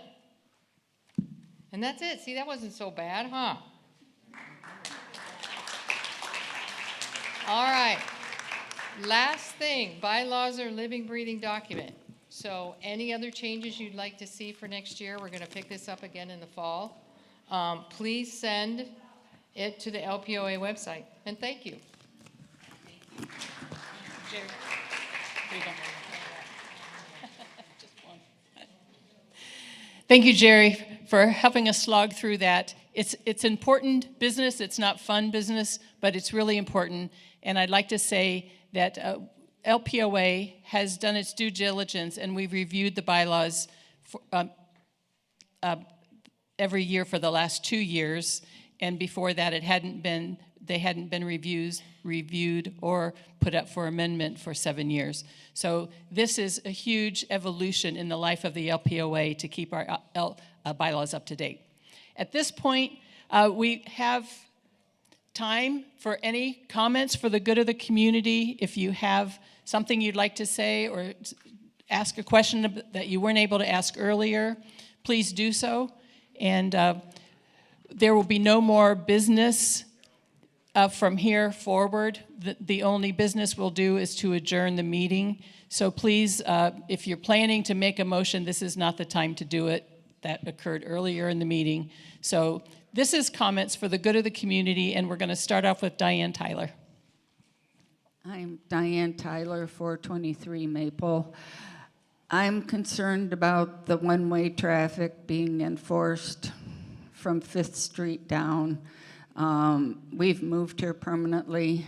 I kind of understand construction and utility people, but there are a significant number of individuals driving cars the wrong way on our street. There's going to be enough parking on the street. It's going to be difficult to see.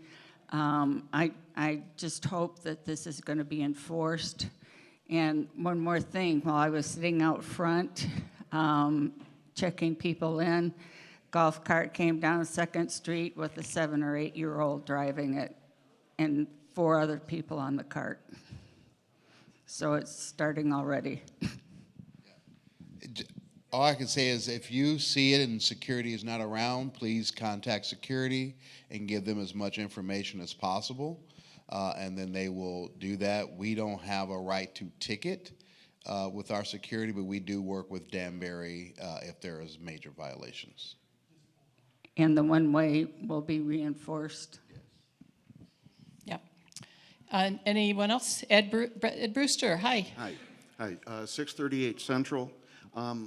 When the bylaws, when they consider the e-bikes, if we could make sure that we include the scooters in that language, because the scooters, we usually have a lot of the smaller kids on those, and the electronic scooters, they can go almost just as fast as the e-bikes.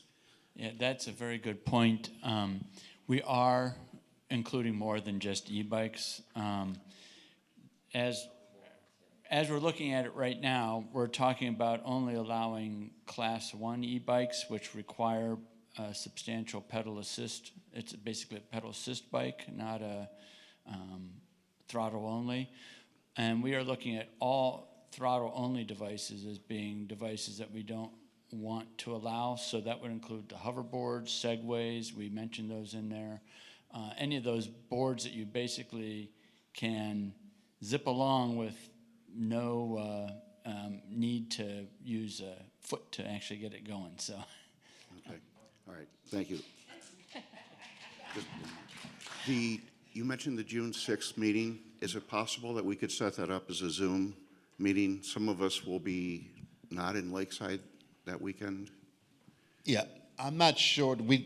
That will depend on the location and the technology within that location. If it's in Wesley Lodge, it will be extremely difficult to set that up on a Zoom location. However, I will work with our team to try to record as much of that as possible that we can use for editing later. Okay. Okay. Thank you, Charles. Last comment. You talked about Columbia Gas and getting the gas line in. If you're thinking about it, please start now. We started in October and we're now done. So if you want your gas line in like the first week of September, because it goes through the new construction cycle and they got to do inventory, they got to do reviews, and they have to do inspections.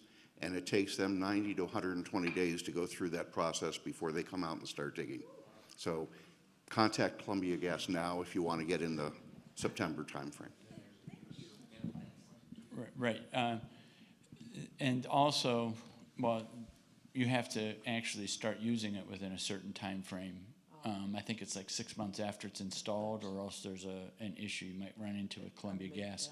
But I did want to also say that we aren't doing, Columbia Gas knows they can't do any of the installations during the season, so once the gates go down. But you can do your application, you can get the stuff in and get ready so that very early in the fall, hopefully, they can put those into motion for you. But it's been a significant timing issue. I think Lisa, every time I talk to her about some of these gas installations, she's like, oh, trying to get the timing of everybody is a lot. So start early if you're going to do that.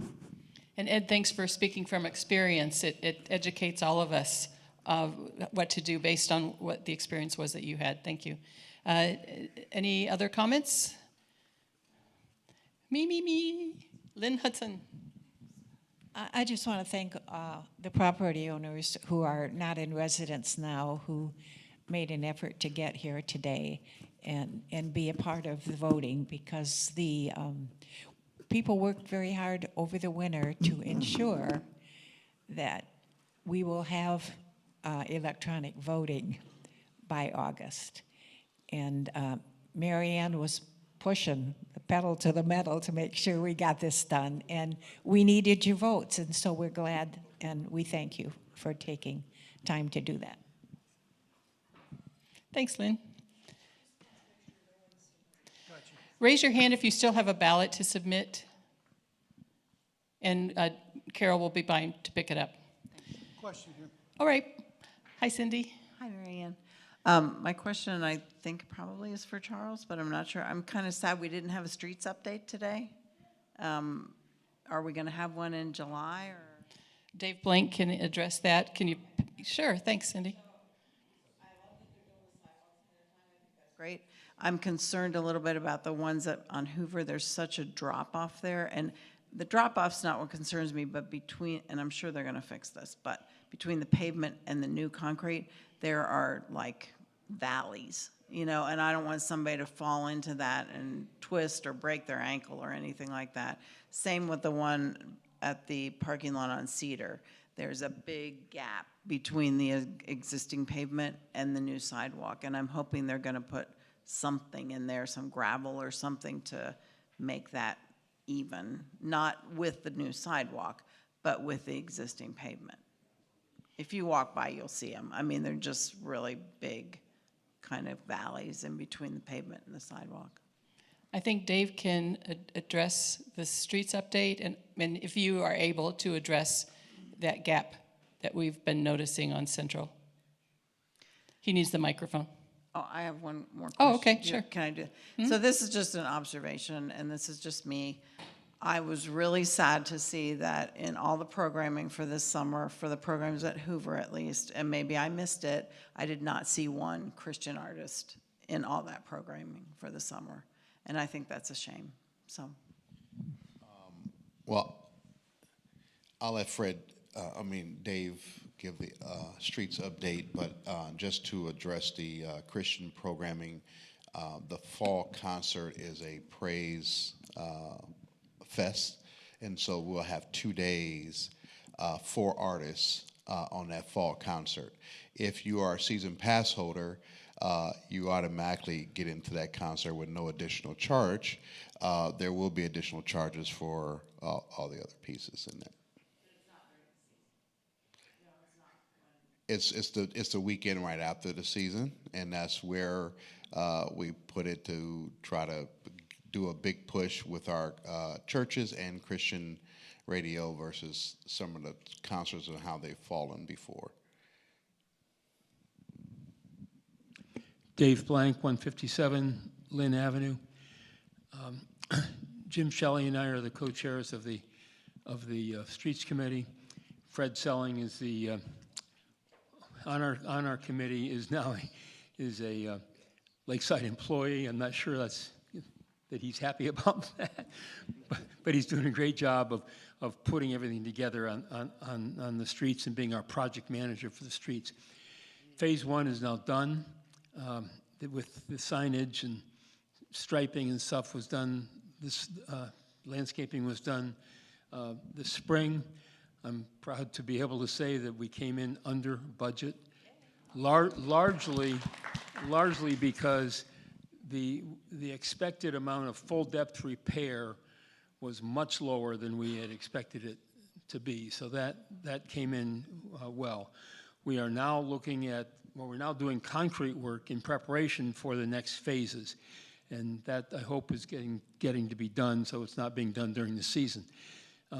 We do expect that should allow us to begin paving in September rather than in October as it happened last year. We do not know at this point what phase 2 is going to entail. It could entail part of the rest of Lakeside, or it could entail all of Lakeside. That's going to be a finance decision at this point, and as everybody knows by buying gasoline, what's happened to oil prices, and of course oil prices impact asphalt prices, and we are in the process of getting the bid from the current paver. We thought Gherkin Paving did a great job. They worked well with Lakeside, and we think they deserve the right to give us a good price. That's in process. We'll report when we get that done, and we'll report what it will cover. So it could be 1 year, it could be 2 years. We do not know that at this point in time. If anybody has issues, and I would prefer that you send me an email. I will give you my email address. I'm in the directory, David Blank on Lynn Avenue. Send me an email with the issues, including the Cedar Street and things like the fellow from Cedar who wanted to talk to me. I'm still here. Let us know what your concern is, and we will at least look at it, and probably Fred will come see you, okay? Because that's his style. So, Mary Ann, that's my report. Okay, thank you, Dave, very much. So, Cindy Hansi, please send an email to Dave Blank. Describe the situation on Central Avenue and the other one that you described over by the Bradley Temple over on Cedar. I notice it too. I'm walking more now, and Central Avenue has a huge convex curve anyway, and if you're walking too close to that new concrete, you feel like you're going to fall into that gap. So thank you for following up on that with Dave and Fred. Any other questions? Do I hear a motion to adjourn the meeting? I move we adjourn. Larry Kesman, 526 Sycamore. Here we are. Have a wonderful, wonderful weekend. We'll see you in